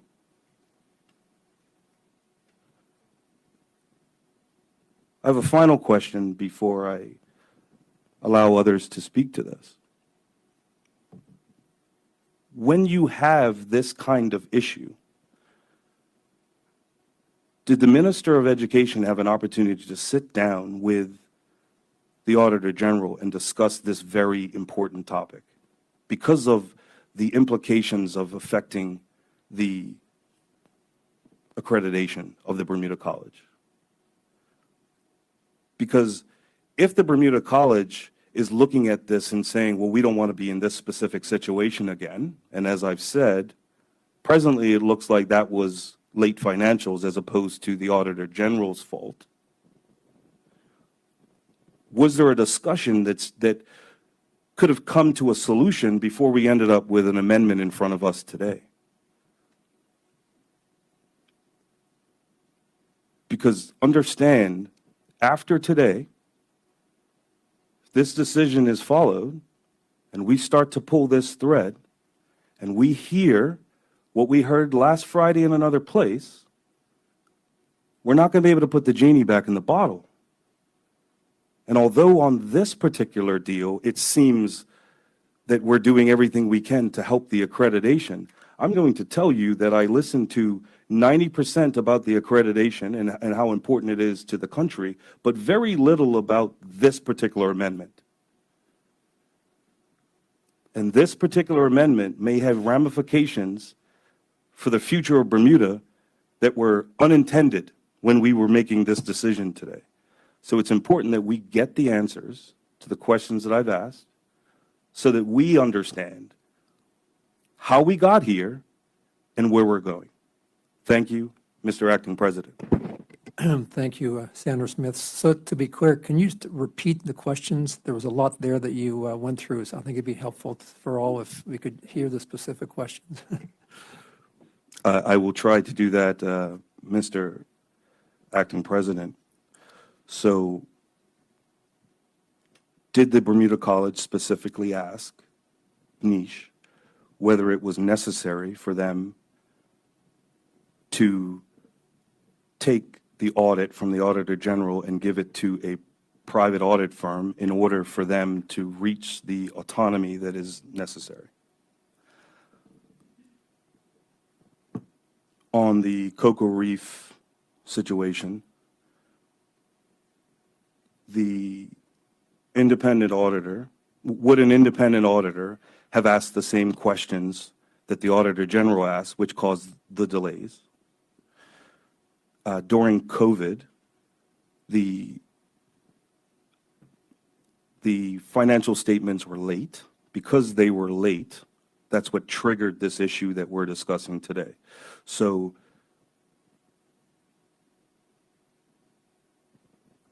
can the junior minister give us the date of, is there a date that the financial statements have to be in by the Auditor General, and would that date be the same for an independent auditor?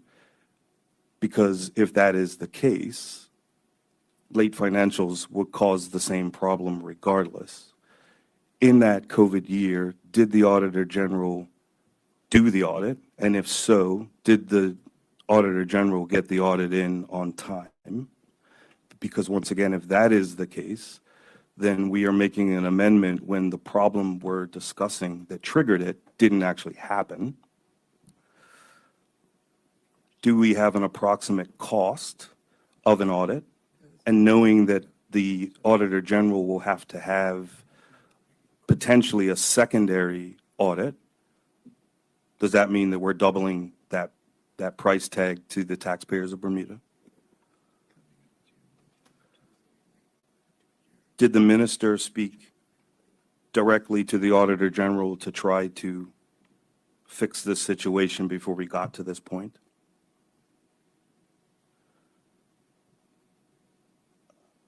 Has the Auditor General ever used a private auditor for the audit of the Bermuda College?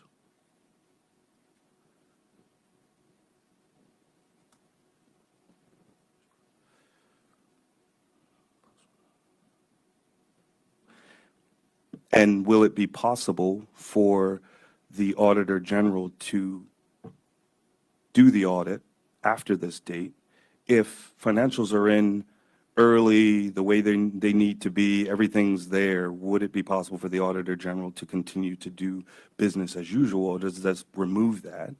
And in that context, have we created this double work for the potential of a problem that we might not have actually had if we get clarification? I believe those are the questions that I asked. If I remember something else that I actually asked prior, I will bring that up when the junior minister provides us with the answers. Thank you. Thank you, Sandra Smith. Sandra Darrell? Oh, I'm sorry, any other questions? Senator DeCudo? Thank you, Mr. Acting President. I have one specific question, and I have some comments, if you would indulge me.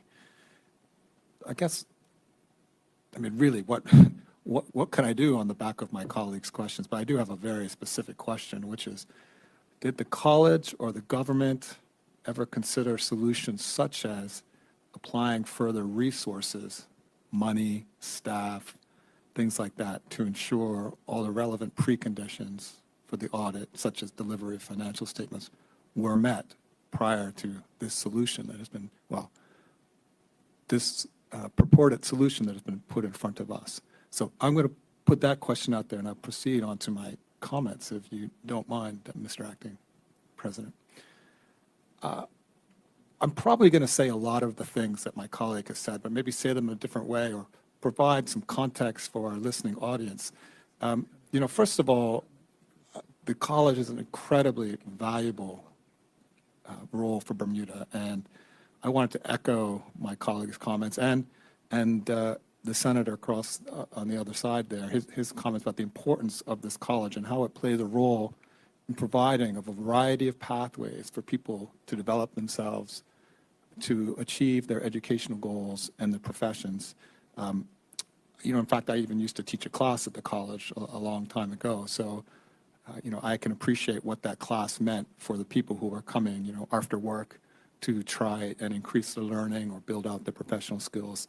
So important. And especially now, we see this theme of, the answer isn't always, oh, you just need to go to this very expensive 4-year college and do it just that one way. We really recognize how important it is to provide the flexibility in the path. So, and that fact that the college is accredited is very important. But I want to put that to the side because we've heard so much about the accreditation. This is not about accreditation. This is about, can the college get its financials audited? Now, I want to give another analogy. So I'm on the board of a nonprofit, a registered charity here in Bermuda. And for those who are, and many in Bermuda are, who are involved in such registered charities, you know that it's a requirement that we provide audited financials. That's one of the requirements to keep your registration. And so we have an auditor. And in turn, we seek fundraising, right? So we're not talking about accreditation here, but we seek fundraising. And the more sophisticated donors, they will say, well, we're happy to consider your application, but we need to see your audited financials. And they have timelines, much as I'm sure the accreditor, the NECC, if I'm saying it correctly, in this case will have certain things they want to see. So the timelines that we were working to did not work for this specific potential donor. So did we, complain, try to change the auditor, this and that? No. The reality is the auditor also has other clients. They need the time that they need to do the work. What we did is we changed our own approach. We adjusted our timelines. We adjusted our requirements to ensure that we could deliver to our auditor what they required to properly evaluate the finances. And that's accountability. We heard a lot of comments about direction and control. Again, for those who are familiar with this, the whole point of the auditor is to provide an outside independent view. Organizations do not control the auditors. I mean, they can direct them to provide an audit, but they can't direct them how the audit is done other than some negotiations around schedules. They can't direct the output. That's the whole point. If you wanted to know what the organization thought about its own finances, you wouldn't bother with an audit. You just say, send it along. We heard some reference about we need to have an independent auditor. In fact, the Auditor General is independent. And that's one thing that's going on here is that she is quite firmly asserting her independence, I believe, in legislation and in fact. So, and let's take a look at that Cocoa Reef example. That is exactly what is supposed to happen. You take what's going on with an organization, you present it to this external party, and they come back and say, not good enough. In my place of employment, things I do, we have internal audit as well as external audit, and they come along and they'll say, hey, over here, pull your socks up. It's actually a valuable part of creating accountability and performance in the organization. By the way, it's also an important tool. You can take that audit and you can use it and say, we need more money to do A, B, and C. So, this is the flip side on this. I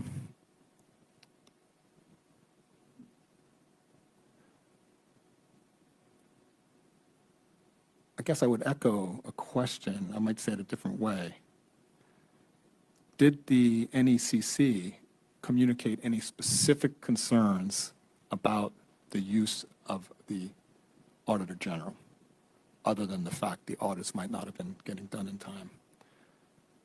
And I guess I would close and ask, does the government think that any other parts of the government might seek an alternate approach? So that would be my last question. And then my final comment is, I'm really, frankly, disappointed because this proposed approach doesn't solve the problem. The underlying problem is that financial accounts and other prerequisites not being done on time. And we see a similar, I've been in the Senate now, not quite a year, 9 months, and time after time, the government is bringing forward legislation that doesn't solve the problems it purports to solve. And I just wish that they could figure out how to address the true problems facing us here today in Bermuda. So thank you, Mr. Acting President. Thank you, Senator Takuto. Are there any other questions, Senator Tucker? I'm just going to mention what we're just past 12:30, so it looks as though we're going to have to return at 2 o'clock. So the question is, we could break now, or we can continue and finish this second reading. Senators, Or- do you wish to continue? Is there a preference one way or the other? Thank you, Acting Chair. I have no problem with continuing if that meets the benefit of everyone that is here. Everybody okay with continuing on? Okay, very good. Thank you. Thank you, Mr. Acting President. Like a few of my Senate colleagues, I too am alumni of the Bermuda College. I had the benefit of graduating from there on 2 occasions. My question really is about what happens in the event that the Auditor General refuses an audit for an issue like Cocoa Reef in the future. So what is the consequence? Thank you, Mr. Acting President. Thank you, Senator Tucker. Any other questions that any senator would care to ask on this bill? Comments? Nothing further, so I guess, Senator, over to you to respond.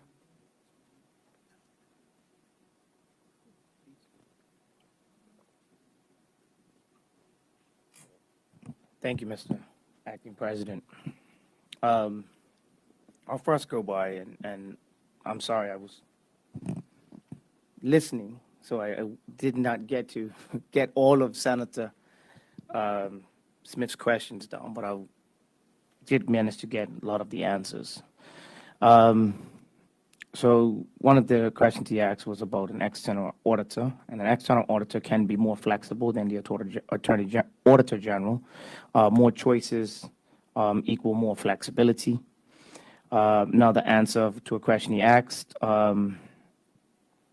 the Auditor General has used a private firm for the Bermuda College audits in the past. Now the answer to the question, the Bermuda College pays the Auditor General about $50,000. It was noted that private audits could be cheaper, but to firms wishing to give Bermuda College discounts. We've spoken to the Auditor General, hopefully not auditing the audit, but we cannot force the Auditor General to not do that if that's what that office wishes to do.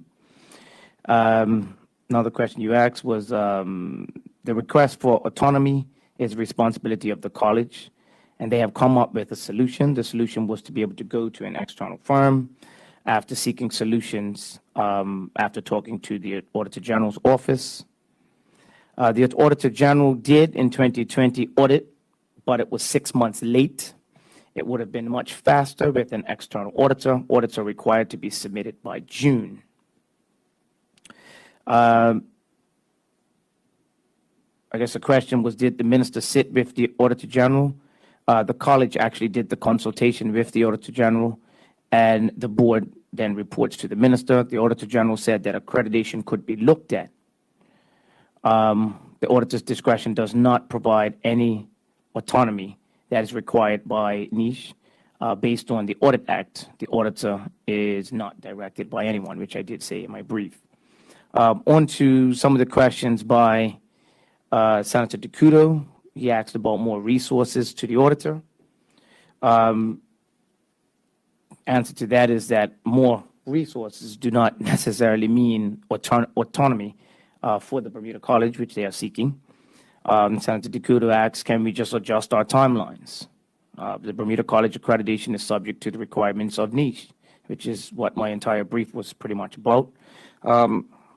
Senator DeCudo made a comment that this is not about accreditation, which I just read off a 14-page brief, which explained in great detail that it was all about accreditation and more importantly, about Bermudians and the people of which we are here to serve.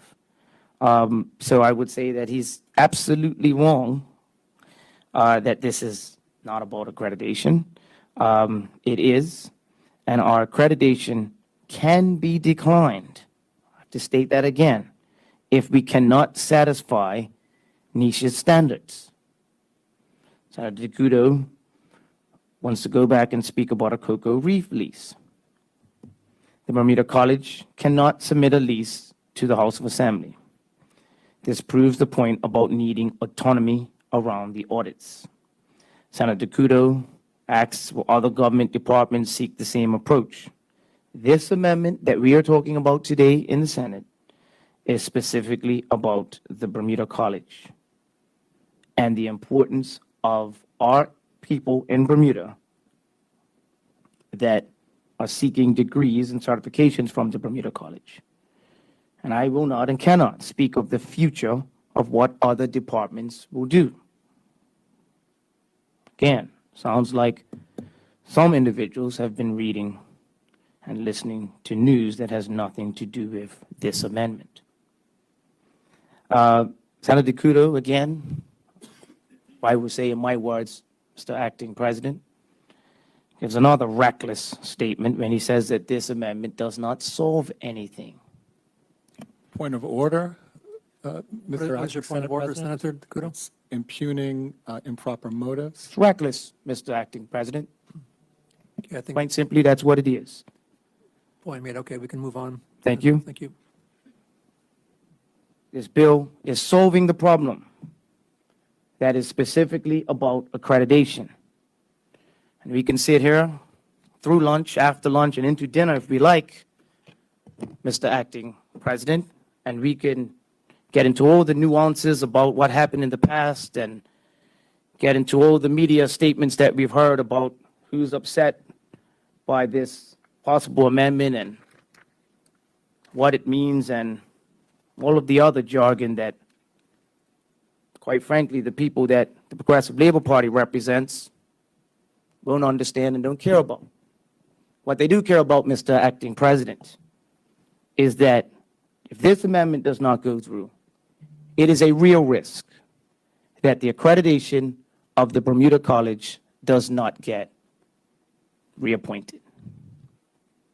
And again, we sit here week in and week out, and we say that we are here for the best interests of our people. We say that education in this island is important. And we like to laud the efforts of the professors and Dr. Green and all of her staff and anyone that works at the Bermuda College. But yet, when it comes to this administrative task regarding the audits and the financials, and an amendment that we can make that will allow the college to continue on with the great work that they are doing, we seem to get caught up in a lot of to and fro about things that will not matter to individuals who are at the Bermuda College to get an education at a much cheaper rate than going overseas. Mr. Acting President, I'd like to remind my fellow senators once again that the purpose of this bill is to allow the Bermuda College to appoint its own auditor, not to seek other possible precedents or what other departments may do. Let's focus on the Bermuda College right now. These amendments will help to ensure, once again, that the Bermuda College has the autonomy required to maintain its accreditation standards. Once again, I'll repeat, these changes are required because of the new niche accreditation standards that were introduced in 2021. The bill respects the Auditor General.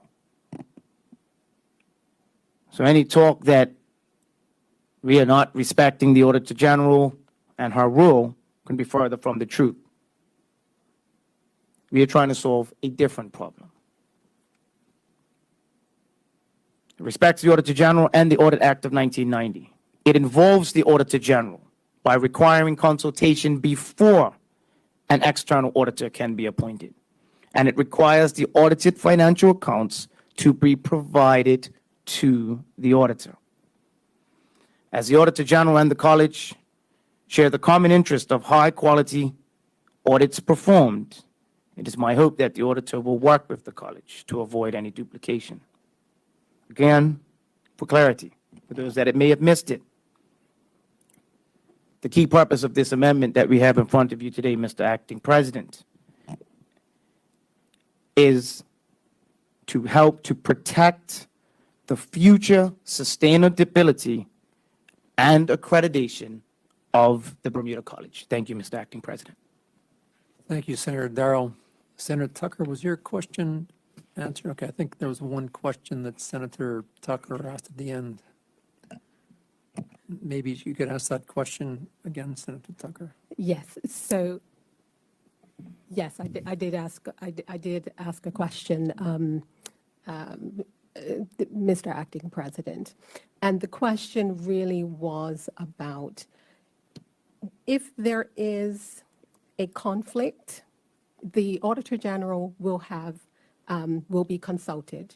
And in a situation whereby even if the Auditor General has some kind of influence, retains some kind of influence, if a private auditor is engaged and there is a conflict and the Auditor General refuses to accept the audit as reasonable or acceptable, then what is the consequence? What happens in an instance like that? That was the question. Mr. Acting President, I must declare that I'm not an accountant, and I social science major. And Senator Tucker talks about conflicts.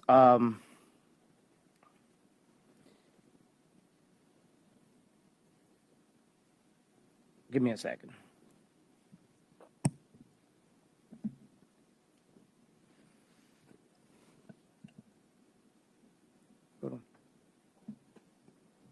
We also talk about consequences. I would like to talk about the consequence first before I get into the details of our question.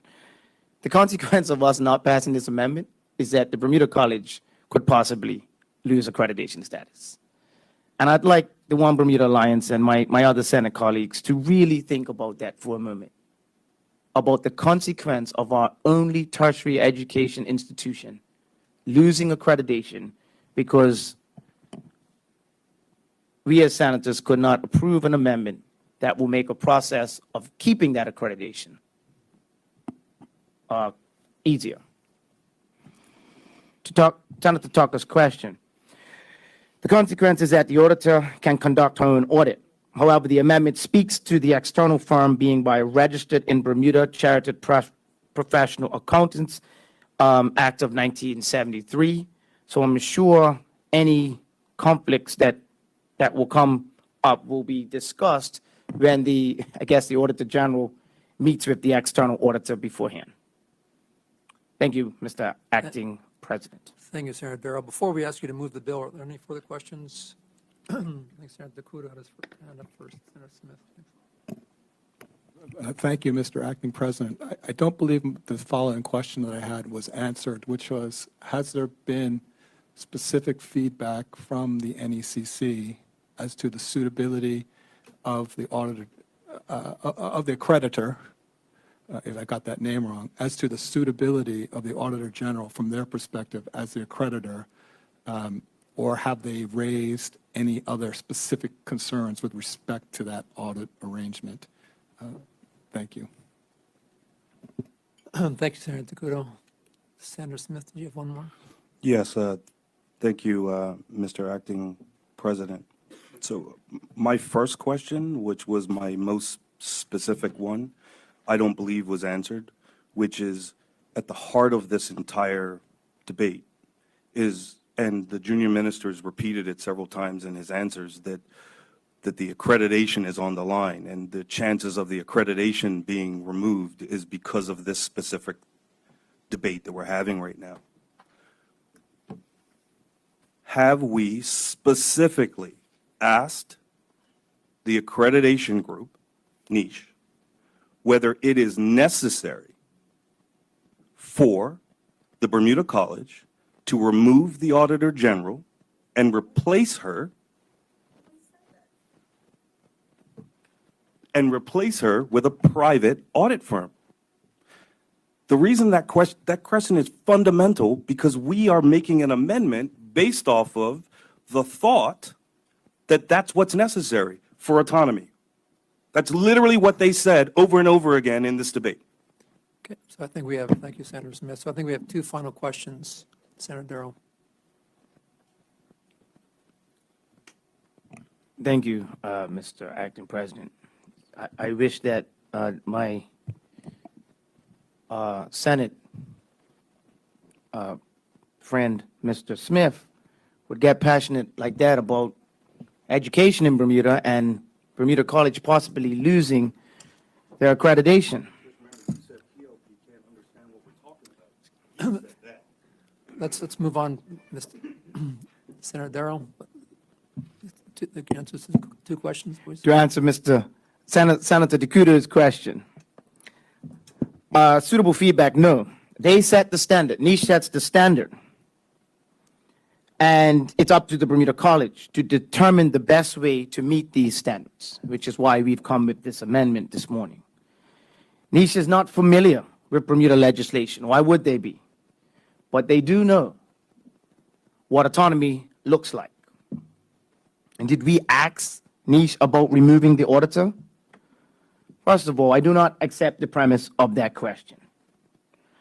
Niche, however, does support this amendment and has agreed that it does meet the requirements of their standards, which, once again, Mr. Acting President, will allow the Bermuda College to continue with its accreditation, which, I don't think the One Bermuda Alliance has said it once, will be in the benefit of Bermudians who are being educated at our only tertiary institution in this island. Thank you, Mr. President, Mr. Acting President.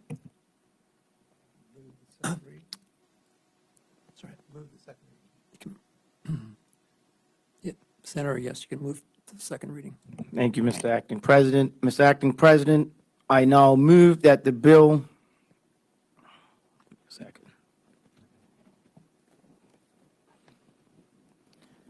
Mr. Acting President, I now move that the bill entitled the Bermuda College Amendment Act 2022 be now read a second time. Is there any objection to that? No objection. Carry on, Senator Darrell. Thank you. Mr. Acting President, I now move that Standing Order 26 be suspended in respect of this bill. Thank you, Senator Darrell. Any objection to that? Hearing none, carry on, Senator. Mr. Acting President, I now move that the bill entitled the Bermuda College Amendment Act 2022 be now read a third time. Is there any objection to a third reading? No objection. Mr. Acting President, I now move that the bill do now pass. Thank you, Senator Darrell. It's been moved that the bill entitled the Bermuda College Amendment Act 2022 do now pass. Is there any objection to that motion? No objection. The bill has passed. Thank you. So we move on to item order number 3, the consideration of the following motion to be moved by Senator the Honorable Dr. E.G.V. Peets, that the Senate take note of the National Sports Policy 2022 to 2027 Sports Matters. Mr., over to you. Thank you. Thank you, Acting President. I move that Standing Order 71-2 be suspended so that Senate may now proceed with the consideration of the take note motion I gave notice of earlier in this meeting. Thank you, Minister. Any objection to that motion? No objection. Carry on. Thank you. I move that Senate do now take under consideration the following motion, that the Senate take note of the National Sports Policy 2022 to 2027 sport matters. Thank you, Minister. Any objection to that motion? Carry on. Thank you. Yes, thank you, and good afternoon, Acting President. Just want to confirm, we're going to push way through the agenda Through, I think now that we're this close and to finish. enjoy a late lunch today, perhaps. Grateful, thank you. Acting President, today I lay the government's new National Sports Policy 2022 to 2027 and invite all members of the Senate to debate the policy. I'm pleased to say that the National Sports Policy for Bermuda fulfills the 2022 throne speech promise of a policy and a roadmap for this government to raise the value of sport in Bermuda and increase the participation and regional success over the next 5 years. Acting President, on a global level, Bermuda punches above its weight in sport, and Bermudians are known for their love of sport. Our potential is great, and our aspirations are far-reaching. The government has a bold vision for sport in Bermuda, and we will achieve it through this policy. Sports matters. Acting President, there are 5 primary goals of the policy, namely, increase participation, achieve sporting excellence regionally, improve access to sports facilities, increase the value of sport, and establish a framework for talent development. These goals are interrelated to ensure we address the key relationship between participation, sporting excellence, high performance, and talent development, and facility access more broadly. Acting President, the 5 policy goals each have a specific objective and metrics to ensure that we can measure and track outcomes. The policy aims to improve public awareness of athletes, teams, and government's commitment to sport, increase free training to access to the National Sports Center for athletes competing in international competitions, increase the participation of children, women, persons with disabilities, and persons from underrepresented groups, establish a high-performance framework, establish national sports governing bodies' long-term athlete development plans, and to strengthen coaching development. Acting President, by achieving these outcomes, the government looks to solidify its commitment to Bermuda sport. We aim to make communities stronger through sport and physical activity, from grassroots right up to the pinnacle of elite competition. However, we cannot deliver this policy in isolation. Central to the achievement of the policy goals will be our national sports governing bodies, the Bermuda Olympic Association, the National Sports Center, Bermuda Tourism Authority, and other key stakeholders and partnerships. The combined use of these expertise, knowledge, as well as insight of this sporting fraternity will be essential for the successful implementation of the policy. Acting President, the Department of Youth, Sport, and Recreation will be responsible for the implementation of the policy and will work collaboratively with the stakeholders and wider community to champion the role of sport can play in engaging Bermudians regardless of their race, gender, physical and cognitive disability, and economic status. Before closing, I must stress that this is a 5-year policy. Our aim is to strengthen our foundation so that in the long term, we can take Bermuda sporting achievements to even greater heights. But we must start with a solid bedrock first.